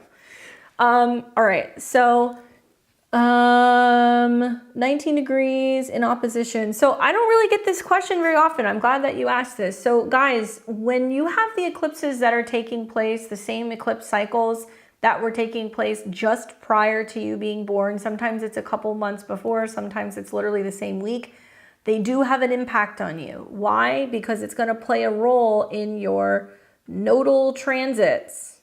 Okay, so he has the North Node in Libra, conjunct Pluto. So see how the North Node was right here and there was a solar eclipse. So maybe this is why you're feeling a little iffy about that solar eclipse in Aries, because it's going to be 19 degrees. So it's actually in direct opposition to your prenatal eclipse. Does that make sense? Okay. It's important, yes, especially because, well, it has something to do with your nodes, which is directly connected to where you've been and where you're going. So it has a pretty strong effect on you in terms of like your soul development. So you're actually coming into your reverse nodal return, okay? And this is kind of cool because it's like, it's an assessment of the past and the future. So you're like, okay, what have I been doing? Do I want to continue to kind of keep doing that or bring that with me? And where am I going? And how can I embrace the future? So kind of the past and the present, you know, the past and the future meet in the present. So it's a time of reassessment. And it's also, I think, a particularly fortuitous time for you because you happen to have Pluto conjunct the North Node. So that means that you came into this lifetime, right, with the North Node in the 10th house being like, I want to experience, you know, a status. I want to focus on my career. I always laugh when I see the South Node in the 4th house and the North Node in the 10th house. These are like people who run away from home and they move off to like a city and they go and make something of themselves, or maybe sometimes they feel like they're trying to escape their home, you know, their home base and trying to get to another place and kind of reach this ultimate goal. Libra is about partnerships, balance, beauty, the arts, and relationships. So with North Node conjunct Pluto, you're very passionate about these things. So as the South Node swings through here and we have these eclipses come through, it's actually helping you tap into, you know, in many ways, I think like a willingness to say, you know what, I can actually let go of feeling obsessed or fixated on this one thing. It can lessen the effects of Pluto. It can make you less fixated on, I have to be in charge, I have to be in control, I have to work. Why? Because the North Node is going through now your 4th house, right? I know you're a Sag rising, but I'm a Placidus girl.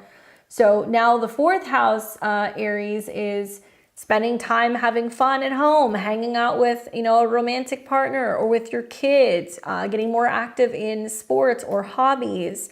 And so it's easier for you. And I think that that's doubly true because you'll hear that for Capricorns as well. Like the North Node eclipses and the Mercury retrograde is also supposed to be things that are going on the home front. So, and then also being a Sag rising with Saturn in the 4th house, it's like, dude, you're getting it every which way from Sunday. So is it a situation where like, you know, your kids are now dating and you want to meet these people, or are you getting back into dating and you're wanting to prioritize that? Is it a time where, you know, you're feeling the heaviness and the burden of home and family responsibility and you're like, I just need to break away and I need to do something fun because things feel kind of heavy right now? Any of these things can kind of apply. But the reason why I think you feel a little weird, I mean, has anybody else really looked at that chart for the next eclipse? I mean, I'm shaking in my boots over here because it's on my moon, so I'm like, ah. But it's conjunct Chiron, you know, so it's bringing up things that we ourselves, Aries, have to consciously face and heal head on, right? Like the ram. So this is in direct opposition to that prenatal eclipse. 19 degrees is about relationships. And so maybe it's about getting back into, you know, better swing of being in relationship with yourself, focusing on the things that you love doing. I think Sag risings are actually going to fare the best with these particular eclipses because it's about letting go and being like, I can experience pleasure, I can have fun, I can go to the bar, I can create, I can dance, I can play. You know, giving yourself like the time to say, I'm going to go golf, or I'm going to, you know, take up a new hobby. Like these are the things that you're supposed to be doing. And yes, you can feel super tethered to home right now. It's the best, but it's consuming. I'm trying to break away from a creative project, but I really want to make sure the good foundation, solid and secure. So something else that's really cool that you can do with this as well is like, I love Saturn in the 4th house for Sagittarius and then all these eclipses in the 5th house. It's a wonderful time to like create an entertainment space in your home. It's a really great time to be like decorating and designing and like creating. It can also be a time where like, you know, younger people kind of come in and they kind of boost your self-esteem a little bit and they can make you feel like supported. Yeah, and you know, the ruler is conjunct Saturn, so it's like this is a particularly gnarly eclipse. And this is an eclipse that is going to kick for a while. Why? Because Mars will hit this degree, because Mercury will retrograde over this degree, because Mars will square it in the Mars retrograde. And yeah, it's just it's gonna be a lot, but the nice thing is that it's gonna trine your Neptune. So it's going to help you get in the creative flow of things, and you're going to be like, okay, there's this, you know, hurdle I have to get through, or it can even be like a creative breakthrough, right? That's the other way that you can kind of look at this, is that you're learning how to play. Like the 5th house is play. So it's creating for a sense of creating and not feeling like you have to have a deadline or there has to be some kind of like, you know, way that you have to do that. I think Mars Saturn is you saying, yes, I want it to have form, but I think that Mars Saturn in Pisces is saying without that feeling of that connection, without the flow of inspiration, like we can't force it. So it may literally mean that you're like, I have to create a vibe in my workspace or in my home, or I have to consciously tell myself, you know what, I'm walking away from this for a few days. I need to go and kind of like, you know, like charge my batteries and then come back to the project. And then, you know, maybe I'm going to have a little bit more flow. So think about that. I think that that can be really helpful. And I feel like by the time the Mercury retrograde is over and Saturn is actually separating from Mars and Mars moves forward, it'll get a little bit easier. And really look for when I think Mars gets into like Aries and Venus is starting to sextile Saturn. Round about the time you get to like the second part of May, you might feel like, okay, there's something kind of solid here, right? April is like the most hectic month of the year, guys. It really is. And like everybody's going to try to get things going. And it's going to feel a little overwhelming, and it's going to take time until we get out of the eclipse in the retrograde before we're full steam ahead. You feel that play is actually part of the creative project. Yeah, it has to be. If the eclipse is in your 5th house and Mars is conjuncting Saturn, it's saying you must invest in playtime. And if that means that you're saying, okay, I can't always be at the office, like maybe I do need to kind of take a step away and I need to like go home and like do something mindless, like, you know, play some crossword puzzles, or I need to paint, or I need to do something like more fun. It's literally saying that you have to make playtime part of your home routine, right?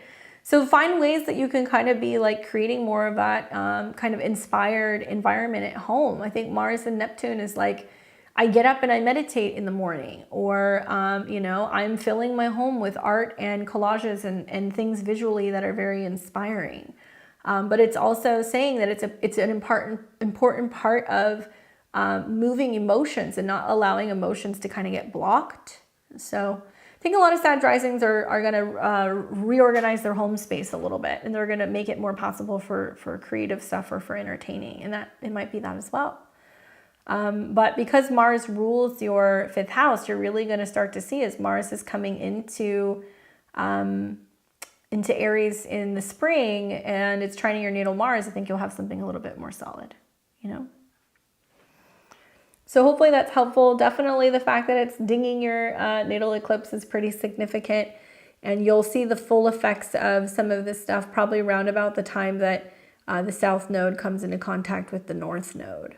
And it's at a Jupiter degree, so it's definitely meant to kind of help you grow your career, but you're doing it in a much more authentic, very personal kind of creative way. It's like your baby, you know, 5th house. Hopefully that's helpful for you. Good luck with all that. We've got Jiren. Is it Jiren or Jerome? Am I saying it correctly? Jiren? And then we have Marissa and Danielle. Oh, did we get what was her name? Belley? Belley? Okay, I'm going to tell you about the eclipse because I don't see you. And hello, it's right on your ascendant and your Venus. With Venus coming in conjunction with your South Node. Okay, so you're a Libra rising. Venus rules your chart. It's about love, money, beauty. Obviously, you're gorgeous if you have Venus on your ascendant and you have Regulus on your sun. But when you have an eclipse that's conjunct your ascendant, and it's within about 5 degrees, this has an impact on your physical body, right? Your appearance. So something can be changing about that. The good news is that 5s are kind of like sexy energies. So having an eclipse at a 5 on your ascendant and it's conjunct Venus is like really playing up the sex appeal. It's bringing a lot of attention and also relating, right? And rebalancing. It's bringing that up for you. This can act like a magnet, right? Because we've got an exalted sun in Aries, and that sun is in opposition to your Venus and your moon. So if you're in a relationship, there can just be a lot more touchy-feely, you know, kind of stuff. If you're not in a relationship, it can bring somebody in. Somebody can notice you. You got a lot of stuff going on. A Mercury retrograde over your Saturn, North Node on your moon, eclipses in your 7th house. If you're a single girl, this is a pretty significant period of time where it's like somebody could really come into your life that could be a pretty prominent partnership or relationship. What's going on there? What's happening? Oh, I'm separating from my husband. This April was the last month of our lease. What does the month look like for me? Any indications of moving? Okay, so then the eclipse on your ascendant is things are changing in terms of where my body is, where I physically reside. The eclipse then that's coming in your 7th house is the separation. And it's so interesting because, man, it's like super karmic. Then Mercury retrograde over your Saturn represents your home. I'm sorry, babe. I mean, difficult stuff, but yeah, you're definitely figuring out the living situation. Then Mercury will turn retrograde, which is, you know, it rules your 12th house. You're like, where is this going? What's happening over your Saturn? Let me ask you a question. Are you guys in the process of trying to negotiate the separation, the financial separation details? Because it looks like the sun is going to cazimi with Saturn around mid-April. And your Saturn is at 28, so it can be about money owed. So what's the deal there? Has somebody agreed upon the divorce that there's going to be a separation settlement, or that you're getting a cut of something, or you know what's happening there? The good news is I think with this retrograde, it can be about you being like, okay, if I have to move, I've got somewhere I can go to, you know, you may be going, it sounds weird, 7th house, you might be going to a grandparent's house. You might be getting your own apartment. You might be moving in with like a mother figure or like a feisty female friend, one of these three. But the retrograde cazimi around mid-April looks like there is some opportunity or offer for you to live somewhere. And also it looks like that's a prime negotiation time where you're reassessing what you need from the other person to kind of cover your expenses, you know? But I think you're going to move. I do. And I think that for a number of reasons. I also think that because Jupiter and Uranus are coming together, and they are technically by sign trining Capricorn, coming into a trine with Neptune. Man, it's difficult stuff. I feel for you because I really feel like the eclipse on your ascendant with Venus is being like, I have to like put myself first. I have to love myself more. And then with Mars being the ruler of, you know, the solar eclipse with Saturn at 19, I think it's karmic. You know, a lot of astrologers will say, oh, Saturn in your 7th house, difficult for relationships before 30.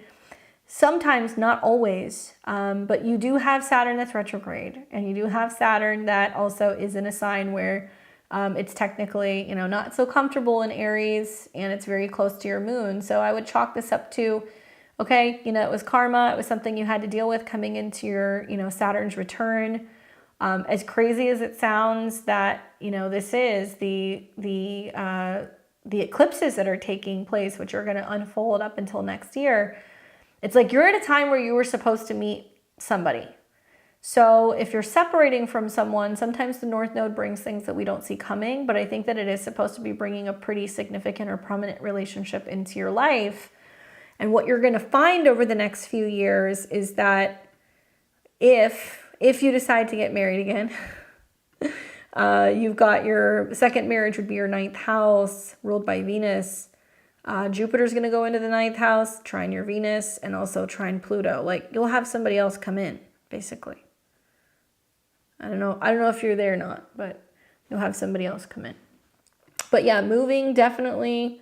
I would wait until the second half of April to really commit to something, and pay attention to what happens when Mars comes into Aries and it starts reactivating all of these things, because I feel like you might meet somebody here at the end of May. So I don't know if you're looking for it, but you just might meet somebody with some of these transits that you're having. And then you're going to have another really interesting transit when you have Mars going retrograde in Leo. And Mars rules your 7th house. So you'll see this taking place pretty much from the end of November until about January. And then you're going to have another really wild relationship period in the spring of next year. Are y'all done? Because I'm looking at like Saturn and Neptune going into your 7th and a Mercury and a Venus retrograde. Like, to me, that kind of reads as if like, if there's any unfinished business or anything that's like left unsaid, you may see like a reappearance start coming in from your partner. Ooh, your chart is so similar to mine. Libra rising, Mars in Scorpio, Moon in Aries. I have my South Node where your sun is. We're twinsies. Anyway, I hope that that's helpful. I know it can be definitely pretty difficult, but I have faith in you. You know, you're in a Jupiter year. So up until your birthday, Jupiter's supposed to kind of help you provide a new home. And I definitely see you more so settled next year once you're in your Saturn year. Okay? So good luck. Let me know what happens to that eclipse. Come back and leave me a comment, because that eclipse at the beginning of April, that's something else right on top of your Saturn. I do think maybe it's going to be a negotiation about helping you get into a new space.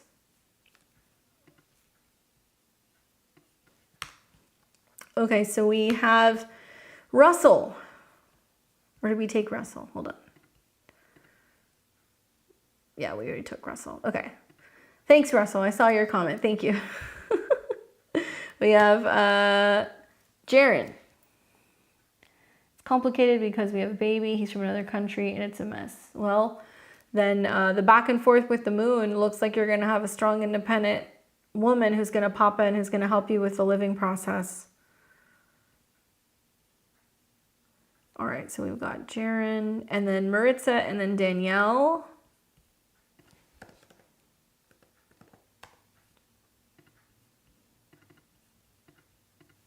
Sending you good vibes, Belley. Hang in there. All right, so Jiren. 10/9/87, Boston, Mass. Says, I lost my job in October, right before the eclipse. The market's been tough. Will there be a new job opportunity for me soon? What's up, Curtis? Curtis/Jiren. All right, so he's asking about work. We've got a Gemini rising, and obviously been kind of tricky because Saturn's been squaring your ascendant since, pretty much the end of last year. So that will do it. And then work is ruled by Uranus for you. So you've got Neptune that's been squaring Uranus, Saturn that's going to briefly square Uranus. But Uranus rules the 10th house, and you're going to see a Jupiter-Uranus conjunction right on your moon. So does it look like there's some work coming in for you? Well, looks like you're in annual perfection year 36, so you're in a Mercury year. Okay, so everything's fresh and brand new for you. So that means that Mercury retrogrades have a pretty significant impact on you. It looks like you've got your natal Mercury in the 6th conjunct Pluto, and Jupiter's been in opposition to that. So you've been out of work. You know, you've been kind of like lying low behind the scenes. I can think of a couple things. One is that when we have this eclipse, both eclipses are very strongly tied to Saturn, okay? The eclipse that we're going to have that's going to be in Libra is going to be pretty close to your South Node. So this is going to be something where you have an opportunity, I think, to have like something positive happen. It can be in regards to your creative projects. It can be a side hustle. It can be a self-employment gig. It can be romantic, stuff related. But Venus is the ruler. And Venus and Saturn are meeting in Pisces. So for a Gemini rising, it's kind of like, okay, is there a chance opportunity to kind of stand out and be seen? Maybe. And then you have the second eclipse, which is going to be taking place in Aries. And my advice for a Gemini rising right now who's going through this, because obviously Saturn's in Pisces, so we feel like there's delays and setbacks and hurdles taking place with work. You need to be networking, my friend, right? Solar eclipse in the 11th house, Mercury retrograde in the 11th house. This is like, I'd be calling my friends. I would be putting my resume on, you know, websites and places where other people are looking, because the 11th house is like networks, or sprucing up my resume and putting it out there. I would be looking for business networking opportunities. And you may get really lucky, actually, because, well, this Mercury retrograde is going to go right over your Jupiter, which is your 12th house whole sign ruler. So my advice to you is you need to be finding like some of these like business, you know, mixers, or these employment, you know, kind of like meetings. We've got a bunch of people coming in and they're like onboarding people. It might also be a time that you want to take it upon yourself to be like, I'm going to contact a staffing company, or I'm going to get in touch with like a headhunter, because Mercury in Aries is, you know, actually taking the lead. Now, when this retrograde happens, it's going to go over your Jupiter. So it can be fortuitous for you, especially from like April 5th through, let's say, like the 12th or the 13th. And then we're going to see Mercury go direct right around the end of the month, and then it'll hit Jupiter one more time. And that looks like that's going to happen around May 11th. So the more that you're connecting with other people, or, you know, throwing your hat into the ring where there's like groups of people who are looking for jobs, most likely you will see something happen. Now, the other way to look at this is that because Uranus has connections with your career, when we see Mercury coming into conjunction with Uranus, this is another turning point.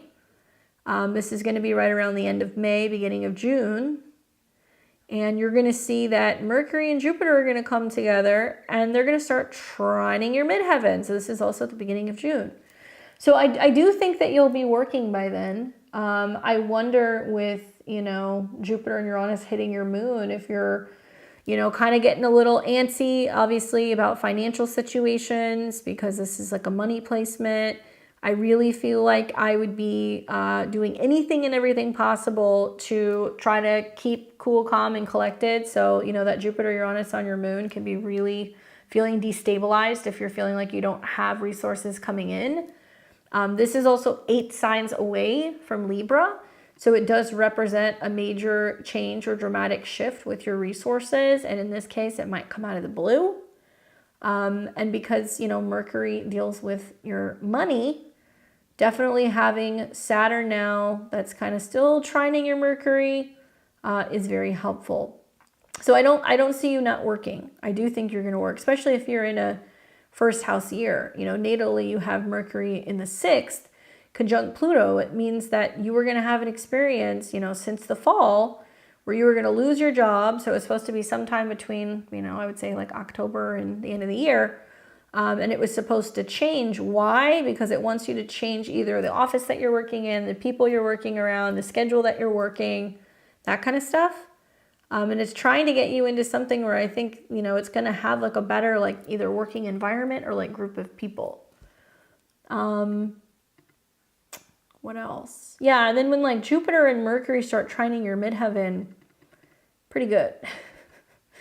pretty good here in June. So we're kind of sitting towards the end of May. So you're looking at maybe, you know, about another 2 months max, but really use April to get out there and network with people, because that's going to be a world of difference. And I would really tell my friends, I tell everybody I know, like, I'm looking for something. If you have any leads, let me know, because you might have somebody contact you around the 11th when the Cazimi happens and say, hey, I think I've got something for you. You interested?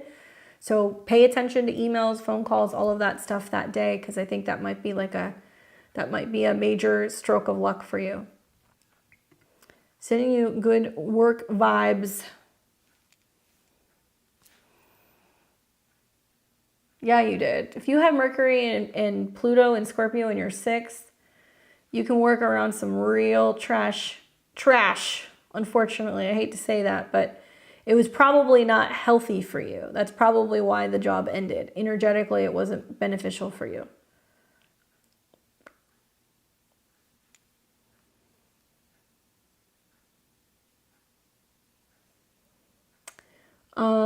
I've got Marissa, Danielle, and Carmel. Got it. Carmel. All right, let's see what Marissa says.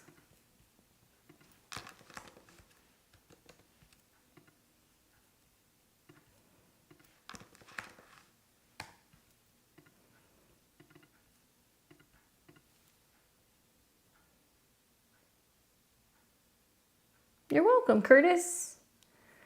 All right, so let's see what she says here. Got you Aries rising, and your sun is in Virgo, and your moon is in Leo.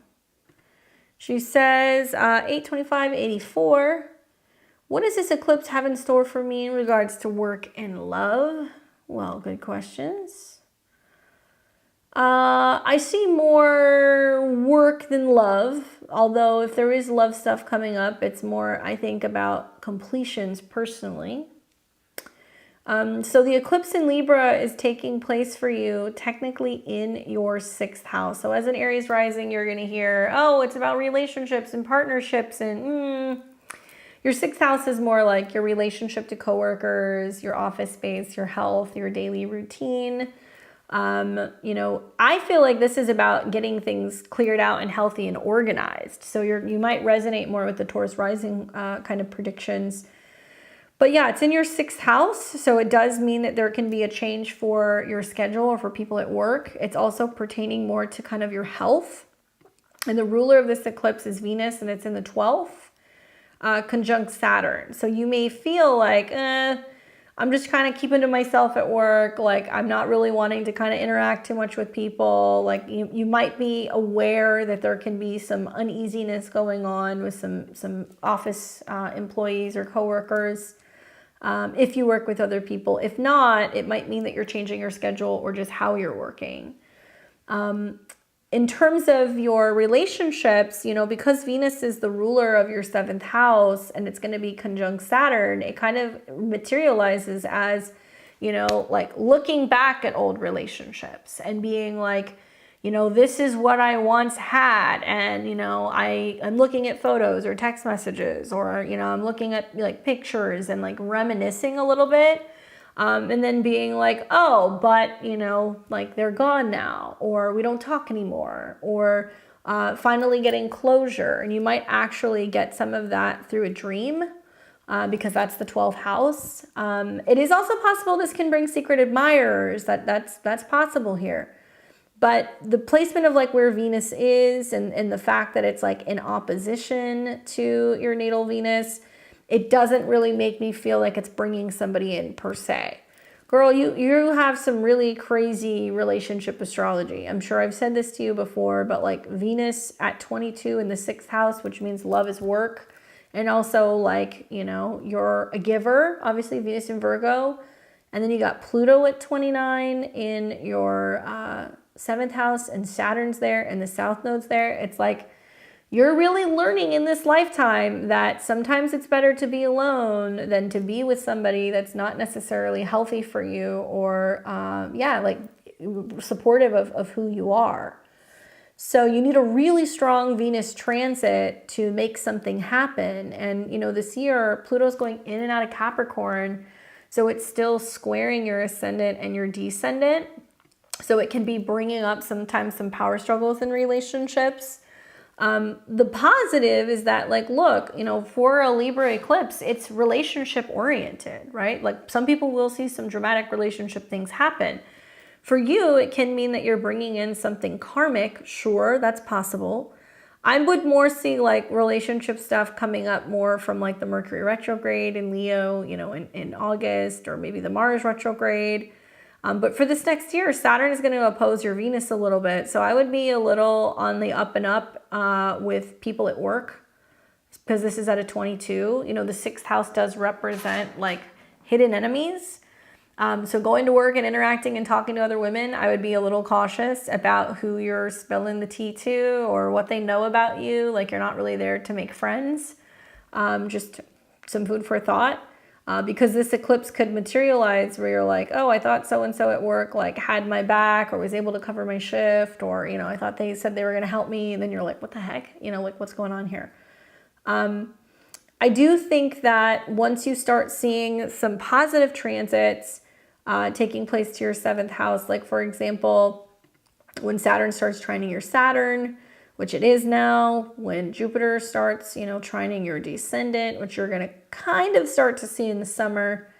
And then finally, when we see some stronger transits with your Venus And I feel like you're going to have to see the South Node kind of leave your Venus. So you're looking at more relationship stuff kind of going on like next year.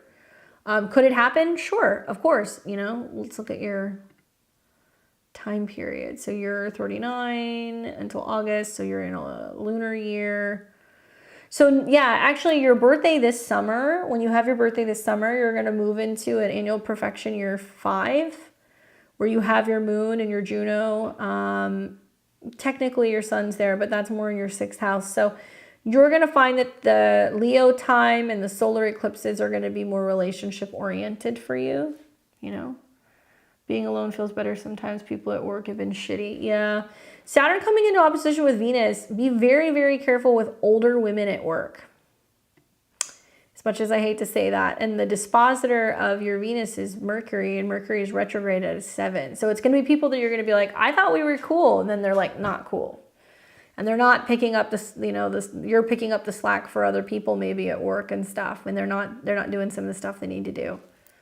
But the eclipse is more, I think, you know, if you want to do, you know, offerings for Venus, meditations on love, if you want to, you know, donate your time or your services. Like, I love Venus conjunct Saturn in the 12th house to be like, I'm going to go and donate clothes to my local, you know, like church or donation center, or I'm going to go and, you know, donate some food to the homeless, sacrificing, giving, like giving selfishly, unselfishly. Hello. Because it's about what other people need. And that may bring some kind of like, you know, good karma your way, or some kind of, you know, chance encounter. I've also seen people talk about with this conjunction that they're like, oh, I saw this person, you know, in my studies class, or I saw this person at church, and we were kind of like eyeballing each other, but nothing happened, right? Because Venus is conjunct Saturn.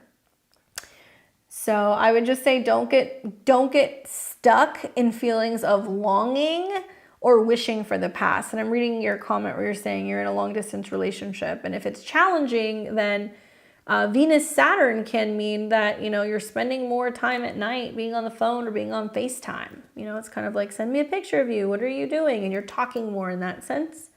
But yeah, Saturn's going to oppose your Venus for the next year, off and on. So it sounds like there's going to be a reevaluation going on that's like, okay, how long are we doing the distance and the back and forth for? And you guys might be discussing that more prior to coming into the next eclipses that are going to be happening in Libra in the fall. But really in the 12th house, it's like, I would say go to a spa, you know, go and do something where you can like be in water and rest and kind of relax a little bit. And it may be a time also where, you know, you're just trying to focus on creating more alone time with the person that you're in a relationship with. So it might mean that you're having to kind of figure out some creative ways to kind of make time to do that. Hopefully that's helpful for you. I've got Danielle, Carmel, and then Brandy.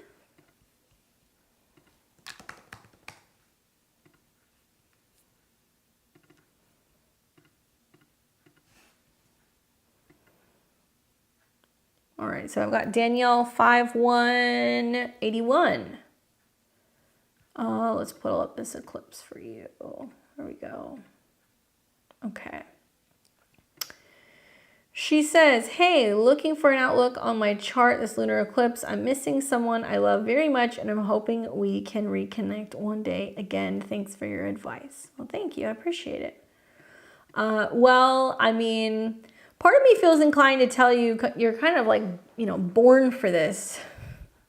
You're born for this because you've got this Jupiter and exalted Saturn in your 4th. Okay, so this is about relationships from the past, and it opposes your moon. So you're the moon. So being that you were born with, hi, I'm strong, I'm brave, I'm independent. Sometimes I have time away from family, partners, and relationships, people from the past.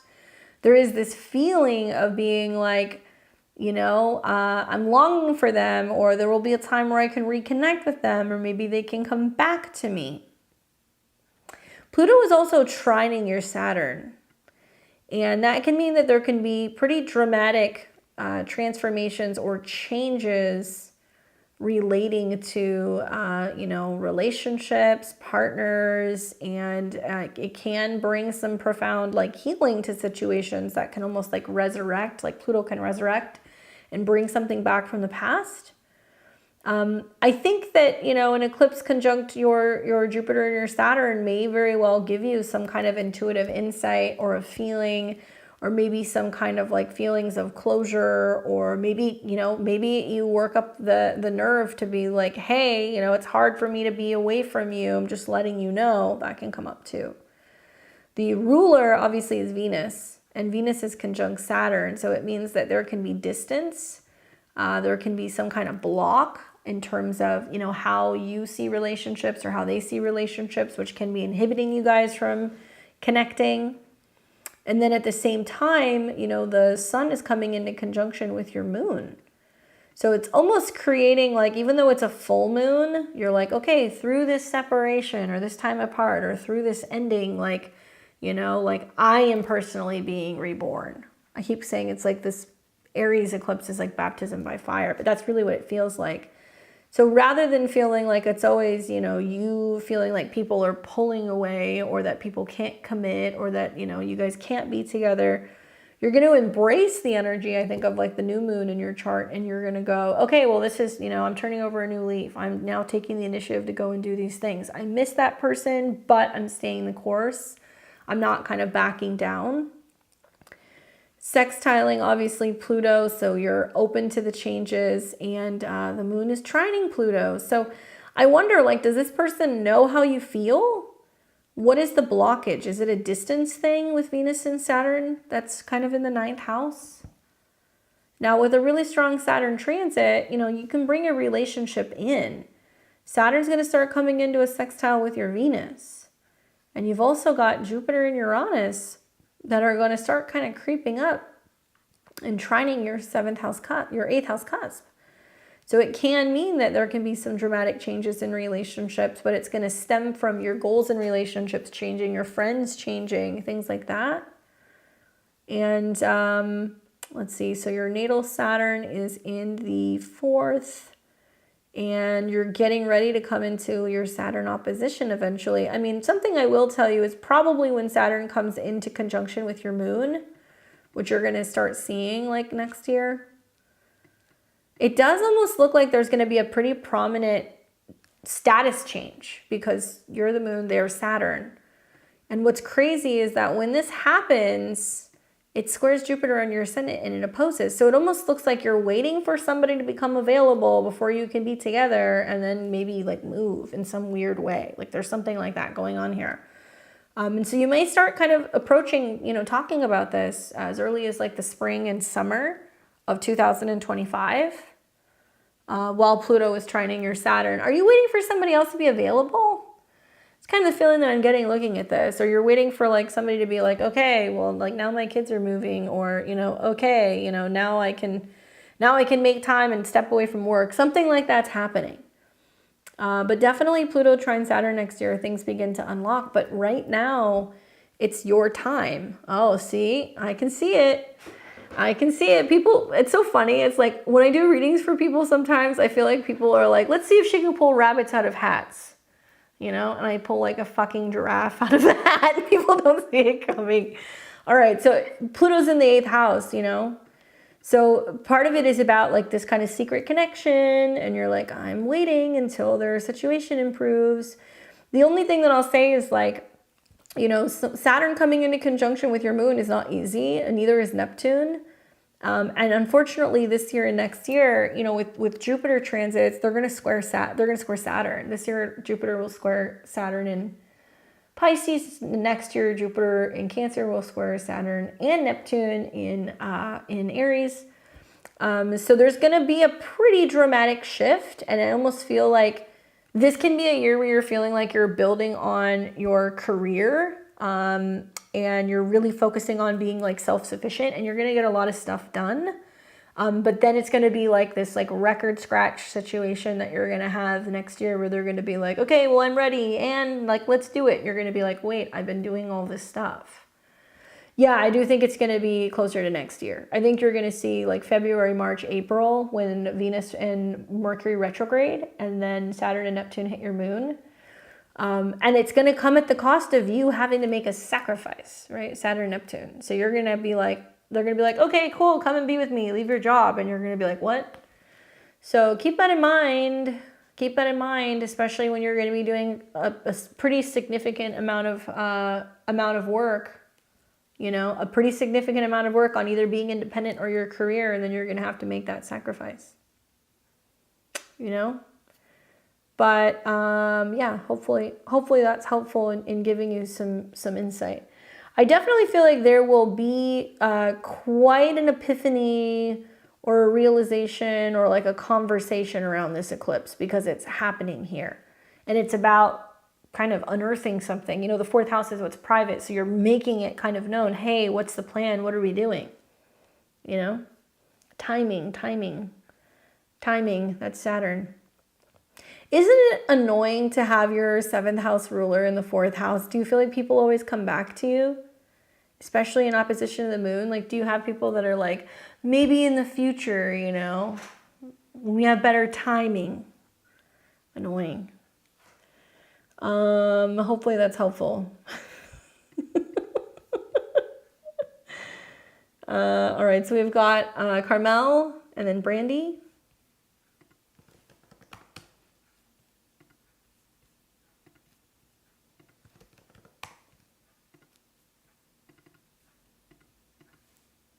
You're welcome. She says 11/27/88, 12:45 a.m. So you're Libra rising and Sun in Sag, Moon in Cancer. She says, I just called off my wedding. Wow. Your wedding date was 5/25/24. Oh, your Jupiter return. I left an unhealthy relationship. What's next in love and career? Well, congratulations for doing it before you got married. You saved yourself. Obviously, you know, solar eclipse coming in the seventh house, which is, you know, I don't know where you stand on this situation, but I would keep an eye out that with a solar eclipse conjunct Chiron in early April and a Mercury retrograde, whether or not somebody's coming back being like, can we fix it? Can we work on it? You know? And the lunar eclipse is actually happening in your 12th house. So this means that you're kind of going through the emotions and stuff kind of behind the scenes. Pluto is starting to come into square with your Venus. That's also part of this. And the eclipse that we're going to have is in opposition to your Mars, which is the ruler of your 7th house. Holy cow. So it's like, it's just like bang on. So having a lunar eclipse complete something in opposition to Mars, and then you've got this Chiron stuff. So, I mean, sure, yeah, I could see that there could be some stuff going on, you know, relationship-wise that needs some healing. Career-wise, you know, the next year, Saturn will trine your moon. So this is going to materialize as being like hard work, dedication, focusing on purpose, and like starting to really see those results. You will start to see that there is a Mars retrograde actually going directly through your midheaven, and that's going to be taking place pretty much from December through February. So that can mean status change, job change.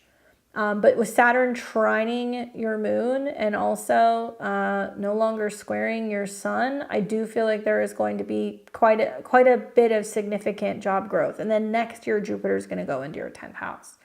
So the work stuff is guaranteed. It's guaranteed. The messier thing that you're dealing with right now is unraveling and undoing some of the relationship stuff. So I'm wondering, like with the eclipse and the retrograde in your 7th house, did you get closure with this person? You know, when we retrograde, we review, we return, we take something back. So it can mean that you're having to tell other people, oh, hey, by the way, I'm no longer getting married. So, you know, just giving you a heads up. And then deciding whether or not you want to kind of spill the beans to other people or not, your business. I like the 7th house for getting closure, working with a therapist, working with a coach, working with a trainer, talking to an astrologer, especially with all of this like Aries energy in the 7th house. Like, are Libra risings okay? Are y'all okay? You know, it's rough out there. You know, and if you're a Libra rising and if you haven't felt it yet, it's coming, because the eclipse in your sign means that you are going through a huge emotional release. And then the solar eclipse in your 7th house means that it's coming from somebody who's either coming in to hurt you or heal you, Chiron. So if you didn't get your closure, girl, get your closure. You know, I mean, I know that's difficult, but it's like, man, I mean, most likely because the 7th house is other people, you know, the retrograde can bring that person in, and Mercury will conjunct Chiron, and they can be like, you know, I'm sorry I hurt you, but, you know, Aries is selfish, unfortunately. Love you guys. I have an Aries moon, I know. But 7th house Aries is very selfish if you're a Libra rising, and it can be people who are combative and argumentative and mean and can definitely mistreat you. So probably the Mercury Chiron stuff was like the straw that kind of broke the camel's back recently, where you were like, I don't know if this is something that I want to do. And very fateful things happen during eclipses, you know? Oh, and by the way, when you have this eclipse, Mars is in opposition to your Juno, and that could be about breaking off the relationship. But also Mars in the 5th house is like, if this person really loved me, would they treat me this way? You know, do I see myself, you know, feeling safe and secure in a home or having a family with someone like that? So there's definitely some stuff there that I feel like, you know, the eclipse Mars is kind of kicking some stuff back on your Sun and your Mercury. You have to really make sure that you're doing your 5th house stuff, which is loving myself, taking care of myself, yada, yada. If you're really committed to being like, that's done, whether you get the closure or not, you know, relationship stuff will improve, I think, when Mars comes back into these degrees at the end of May and it activates the eclipse. You're also going to see Mars conjunct Jupiter. So you could be meeting somebody the end of July, beginning of August. You might meet them while you're traveling or at an airport or something right up here. And when the North Node hits your Mars. And that's going to be closer to what appears to be September. I take that back, October. The nodes kind of go back and forth a little bit. So it's going to be closer to October. So that will activate something as well. Mars rules your 7th house and it's in the 6th. So you may meet them at the gym, especially in Aries. You may meet them at work. You know, you might meet them when you're running errands or you're running to the store or you're doing something. Mars is in its domicile and it trines your Sun. So do you go to the gym a lot? Do you go to group fitness classes? Is there anything that you do here? Because I feel like you might meet somebody in that way. It's something that's like fun, but also like work related. So it's like fitness, but it's fun. It's not just grinding it out at the gym. The good news is that I think that, you know, if you can make it through this lunar eclipse, then the second eclipse is going to be basically being like, you know, whether I get closure or not, I'm moving on to another relationship. You will have time to meet other people. That's not going to be a problem. Nope. And it's good that you're being selective. For all my Libra risings that are like in limbo or you're just starting to get to know someone, you know, Saturn and Neptune are going into your 7th house next year, guys. So it's like now is the time that you really want to see the red flags in relationships before you make really serious commitments, because it's going to be very colorful when you see Neptune go into Aries, Venus retrograde in Aries, Saturn go into Aries. It's like, for a lot of you guys, the writing may already feel like it's on the wall and you might already be seeing this in relationships, and that could be the real turning point. But be very, very selective as Saturn and Neptune are getting close to your Mars. You want to make sure that it's somebody that is being good to you, and it's not a relationship where you're feeling like you're getting shorted, right? Especially with Mars quincunx Venus. Difficult stuff, man. Chiron does not screw around when it comes to eclipses. And if something's being eclipsed out of your life right now, you have to know that, like, you know, obviously you made the decision, so good on you if that's what you had to do. But if things are having to break apart, they're breaking apart for a good reason, because it may not facilitate, you know, where you're going in relationships. And that solar eclipse will play out for a matter of 13 months. So it's planting a seed where it's going to be bringing somebody else in its place, in my opinion. All right, so hopefully that's helpful. Good luck. It can be really, really difficult when you're kind of getting to the home stretch and you're like within 2 months of getting married. I feel for you. I'm so sorry to hear that, but I'm sure it's going to be a really positive new beginning for you.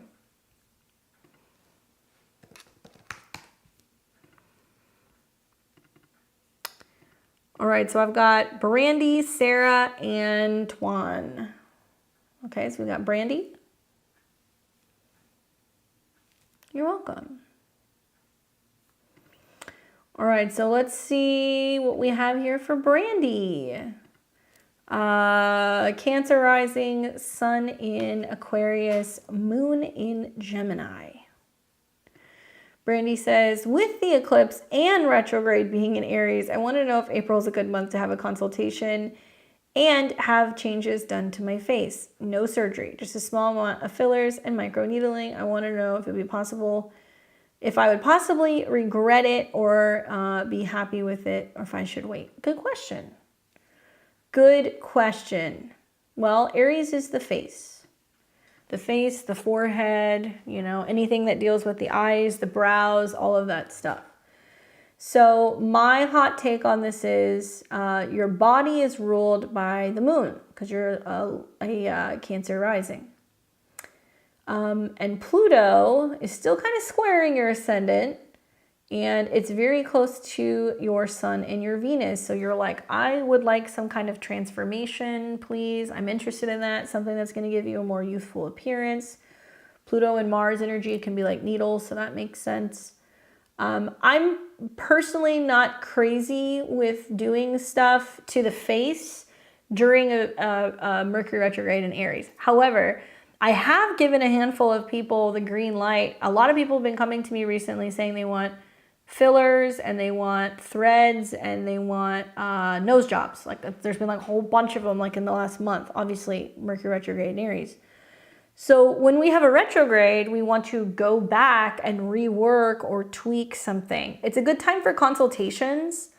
If you can go to consultations or like talk to people and like find a specialist that you like, talk to them about what they can do, see if they can kind of show you the results that you may be able to achieve. Talk about, you know, payment plans and, you know, maybe tentatively like book something. I'm okay with that. But I would not, while Chiron is at a health degree, Mercury will retrograde over it, which tells me that likely if you're doing something like this, it does seem like you would need downtime. I don't know if you've done any of these procedures before. So what is it that you said? Not surgery, just microneedling and fillers. You know, it's like if you haven't had microneedling before, like some people have their face completely flush for, you know, days and it's inflamed, and just be aware, like you're not going to want to put makeup on your skin. You're not going to be able to use a lot of products on your skin. Your skin can be like very, very raw because they're literally dragging a needle across your face. So if you don't know that, now you know. I do it on my face every month and it's not fun, but it definitely helps your complexion and it promotes collagen. But literally for 5 days, there are a whole slew of products you can't use, and you really shouldn't be putting makeup and other things on it because you've rubbed your skin raw. So when I look at your chart, I'm like, oh, Mercury rules the 12th house of hiding out. Aries is the face. It'll retrograde on her midheaven. So you need to be prepared to be like, okay, you know, you may not look like yourself for a couple days, maybe. If you're okay with that, fine. Go and, you know, get your consultation and talk to people about it. And then maybe let's wait until after the retrograde. And let's do something like when Venus is in Taurus and Mars is in Aries, okay? Literally just like about a month. If you want to do something like this at the beginning of May, I think that would be better timing. Personally, I would go and do something around May the 5th when you've got Moon and Mars in Aries and you've got Venus in Taurus on your North Node, and the Moon is coming through Aries, so it's about dealing with your face, right? And technically, it's still kind of trining your ascendant, right? And it's also going to be coming into a trine with your natal Saturn. I don't even know what day May 5th is, but, you know, timing wise, not some major stuff that you're looking at doing, obviously. If you're like, hey, I don't want to wait, you know, I want to do it. I don't care if I have some swelling or some redness. Then you want to do this before Mercury turns retrograde. So Mercury is going to be turning retrograde on the 1st And you really want to avoid when Mercury and the Sun is conjunct. So I wouldn't do anything on the 8th. I would definitely not do anything when Mercury is conjunct Chiron on the 15th. And I wouldn't do it while Mercury is conjunct Venus on the 18th, because likely you're going to be like, I'm swelling, and like, I don't know about the effects, and like, you know, it takes time sometimes when you get some of those fillers for you to see the full effects, and also bruising. So if you're going to do that, take some arnica or something before you do it, you know. Somebody says, Dorothy says, Cinco de Mayo, go and get your face shot up and have a drink. I think it's worth waiting, personally. That's just me. The soonest consultation is April 1st, so it would have to be after the retrograde. So that's fine. Do the consultation on the 1st. Say, hey, what can you do for me? Show me what it's going to look like. And make sure that they really talk to you about really good, you know, way to take care of your face. The other reason why I say wait also is because you've got all this energy that's squaring your moon. You know, Mars and Saturn squaring your moon. I'm not crazy about that. But yeah, timing wise, you know, you got about a month between that. And always, whenever we're doing like surgery or injections or things that are kind of like elective, like if we have Mars in Aries, or if we have, you know, maybe Mars in Scorpio or Capricorn, obviously better times. Rita's in Botox. Yeah, but nobody tells you that your lips are all swollen, so you're sitting there like trying to eat chips and salsa and like drinking, and it's just all over all over your face. Would not recommend. You definitely need a day or two down after something like that. Anyway, I hope that's helpful for you, and make sure you show us lots of before and after pictures, please.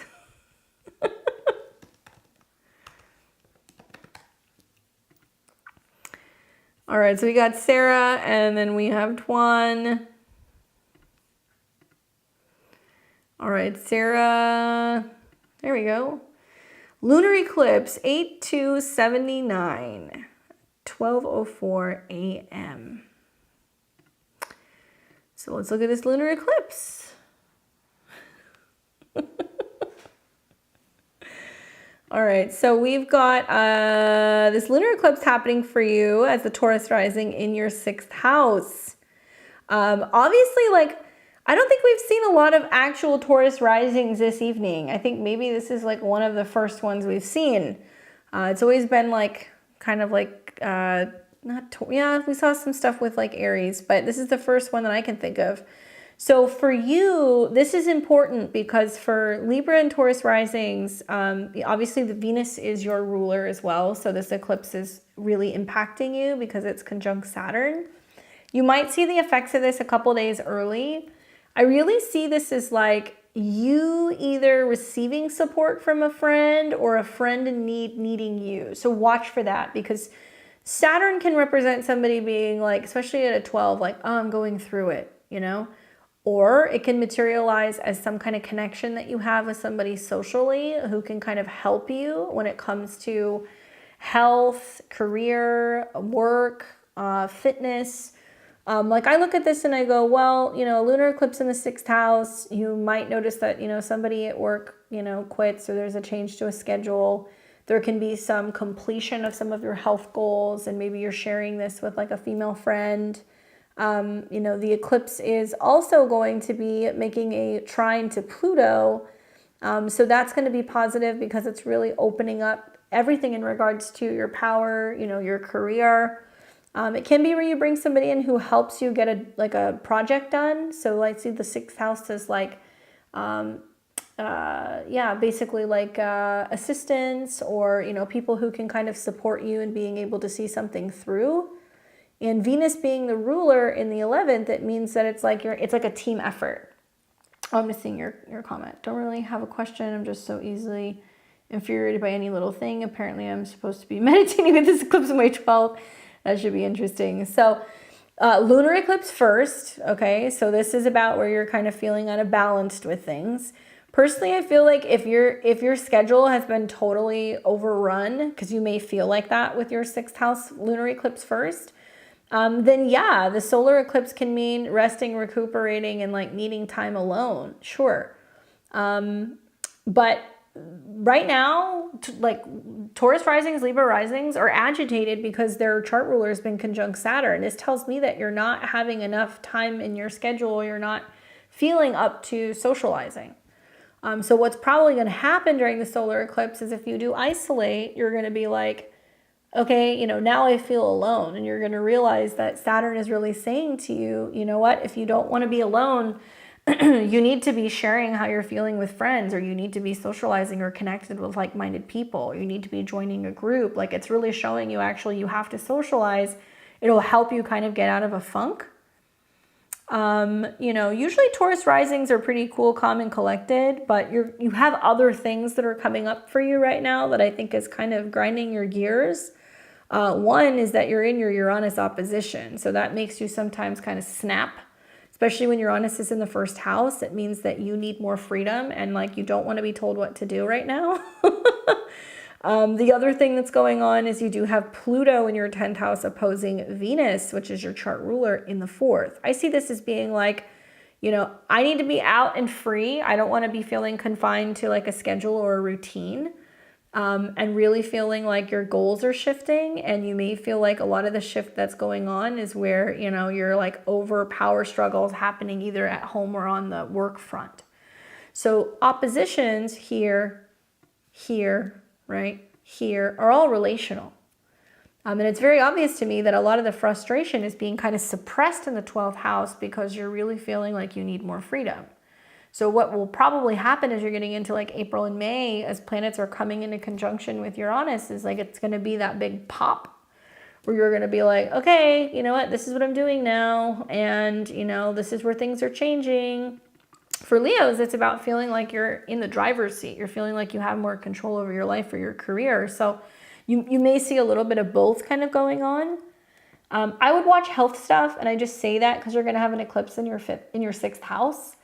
And with Jupiter and Uranus being in your 1st house, if there is stress or tension or things that you're just trying to like kind of like smooth over, like it's about not doing that, you know, having an outlet or kind of speaking up and saying what you need to say. Kundalini yoga is really helpful for when you're in your Uranus opposition. And I especially say that because you have Scorpio placements. Moon Uranus in the 7th house means you're used to having kind of like intense or erratic relationships with family or with partners. And now that Uranus is in your 1st house, it's like you being like, okay, it's my turn. Now I'm going to be the erratic one, you know, now I'm going to be the one that's going to kind of wig out on other people. Or now I'm feeling like really impatient. So it creates a lot of emotional tension in regards to others. And I feel like, man, you got to really ground your energy, you know, get outside, walk with your feet in the grass, you know, work with crystals, work with herbs. Something that's really great is aromatherapy for Taurus placements. Aromatherapy and Bach essences that are flowers that are kind of steeped, and you can work with certain flowers for certain like health or, you know, emotional ailments. There's my favorite company. They're out of Arizona. They're called Desert Alchemy. You can go and check out their website. No affiliation. It's just I love the stuff that she makes, but she blends certain plants for certain things. And she's got a whole bunch of like astrological, like if you're going through a Uranus transit, she has a Uranus transit formula. She's got another formula that I love that's called Universe Handles the Details. So it's like how to deal with like stress and like nervousness. Anyway, totally recommend checking them out, especially because, well, Jupiter and Uranus are in Taurus. So a lot of us are going to really benefit and feel more grounded if we're working with herbs, you know, botanicals, flowers, if we're working with crystals, things like that. That's going to kind of help us stay grounded. But yeah, it looks like this is like that final turning point where, you know, you're getting ready to be unapologetically yourself. And I think this Aries season is just that moment where you're like, okay, what do I need to work on? What am I healing kind of behind the scenes before I come out with it and start telling people like what my new game plan is? So I hope that's helpful for you. Go and learn about Pluto opposed your Venus. Go and learn about also eclipses in your 12th house. You're on the right path with Aries, but because Aries is intercepted, likely this represents some kind of agitation or frustration that you don't always see or that you kind of like conceal. Good luck, Sarah. We have Tuan.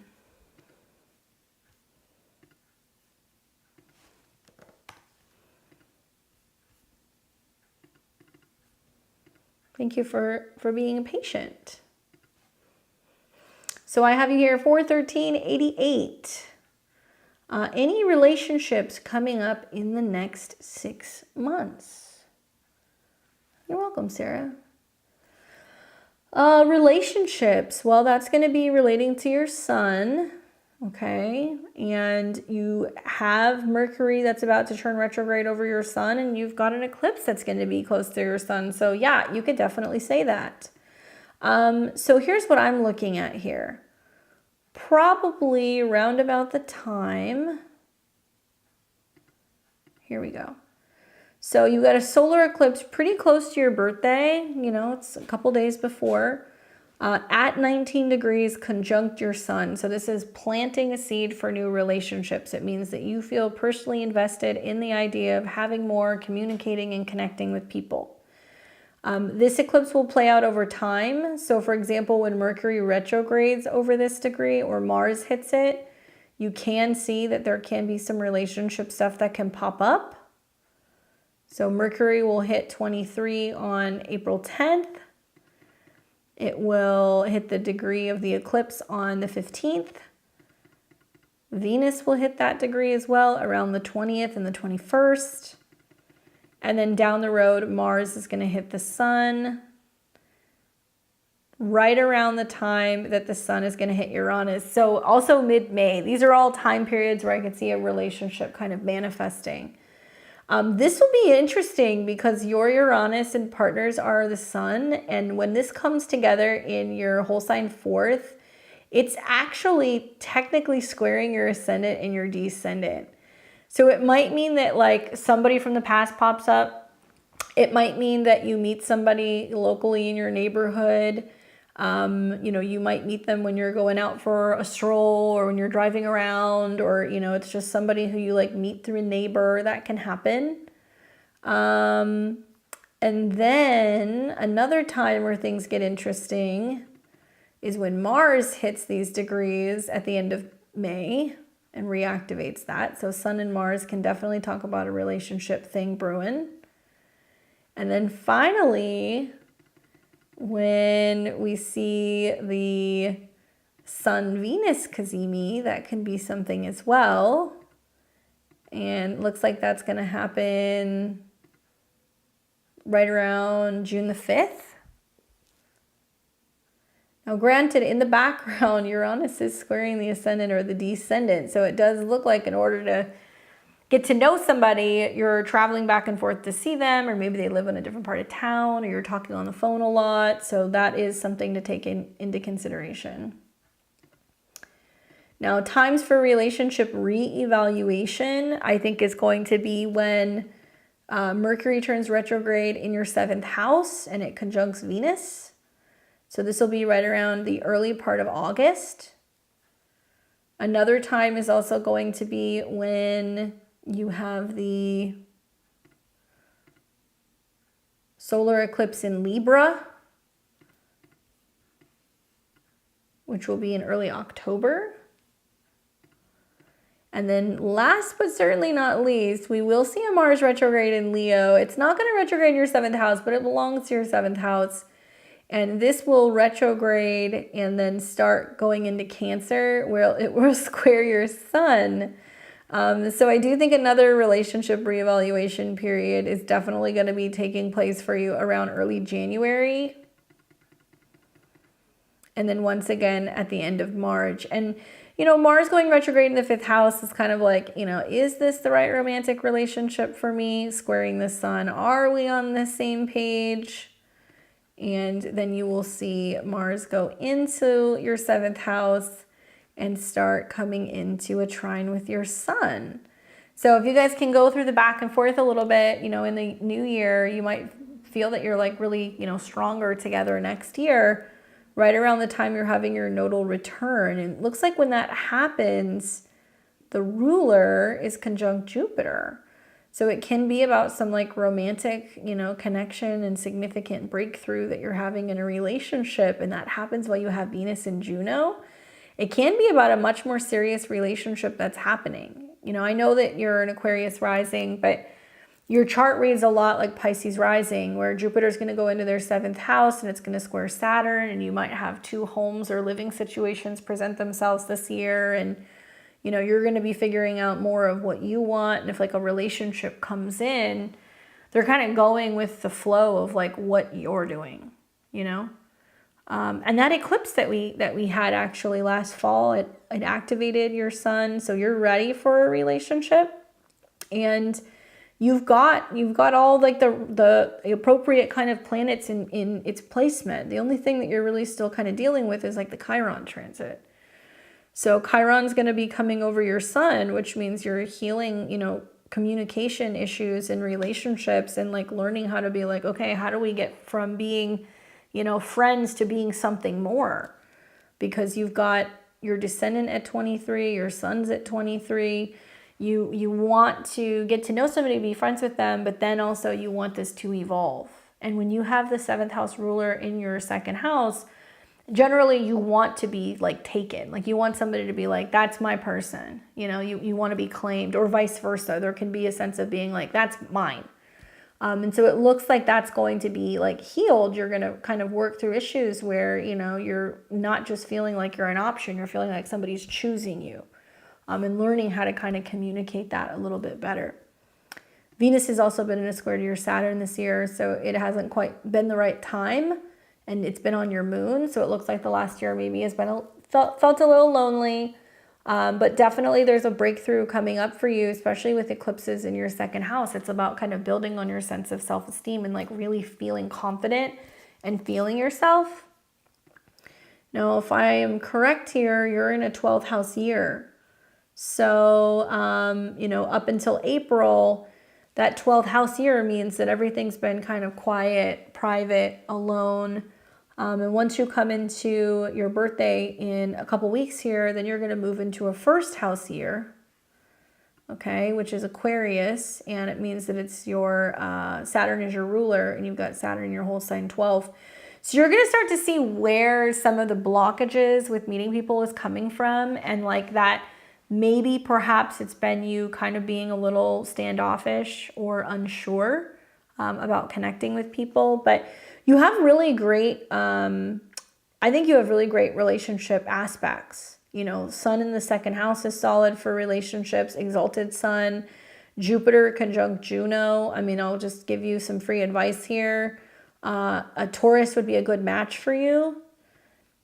Because you have your Jupiter and Juno in the same degree. It looks like the person that you're going to end up with, they might have a combination of like Taurus, Aquarius, or Aries. And with Jupiter conjunct Juno, it's like you're really going to be attracted to somebody who has some very strong either Taurus or like Scorpio, Pluto aspects in their chart. And it's going to be somebody who you're going to be like obsessed with, or they're going to be obsessed with you, which is kind of funny because you're a Gemini rising, Gemini Venus, and your Venus squares your moon. So it's like, maybe you're kind of like iffy about commitment, but then you meet somebody and you're like, oh my God, like this is the person. Like when you'll know, like when you're obsessed with them, that you're going to be like, okay, this is definitely something worth like holding on to. And you're not going to feel like wishy-washy about like your emotions or your feelings about them. Right? So coming into a 1st house year, things definitely really do kind of significantly shift for you. And I would use those time periods to really like reassess what's happening in, you know, a relationship and somebody that you've met. And Jupiter's also going to hit your Venus. So that can be nice. It can be somebody who is really chatty, somebody also who is like close to like home or family with Venus in the 4th house, somebody who could be a little bit younger. They could be like taller with like longer hair because Venus is at a Sag degree. They could be culturally different and diverse than you as well. That's something else I would look for. They might speak 2 languages because Gemini, right? So hopefully that's helpful for you. I love that the eclipse is in your 8th house, trining your Mars and your Venus. So you're kind of calling it in right now. You're like, okay, I'm looking for like a sexy connection. Where are they? And you'll start to see, like I said, you're going to be really feeling yourself in April. It's all about kind of building up your self-esteem. And I think people will start to take note of that. Hopefully that's helpful for you. I'm pretty sure that was everybody. Let me just double check, but I'm pretty sure. If you guys haven't already, please give me a thumbs up, like this stream. I know some of you guys have been here since the beginning.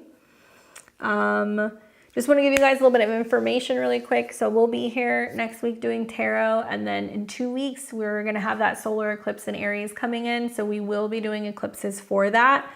So if you know that you are somebody who is going to want to get one of those readings, we'll post it in the community tab a couple days early.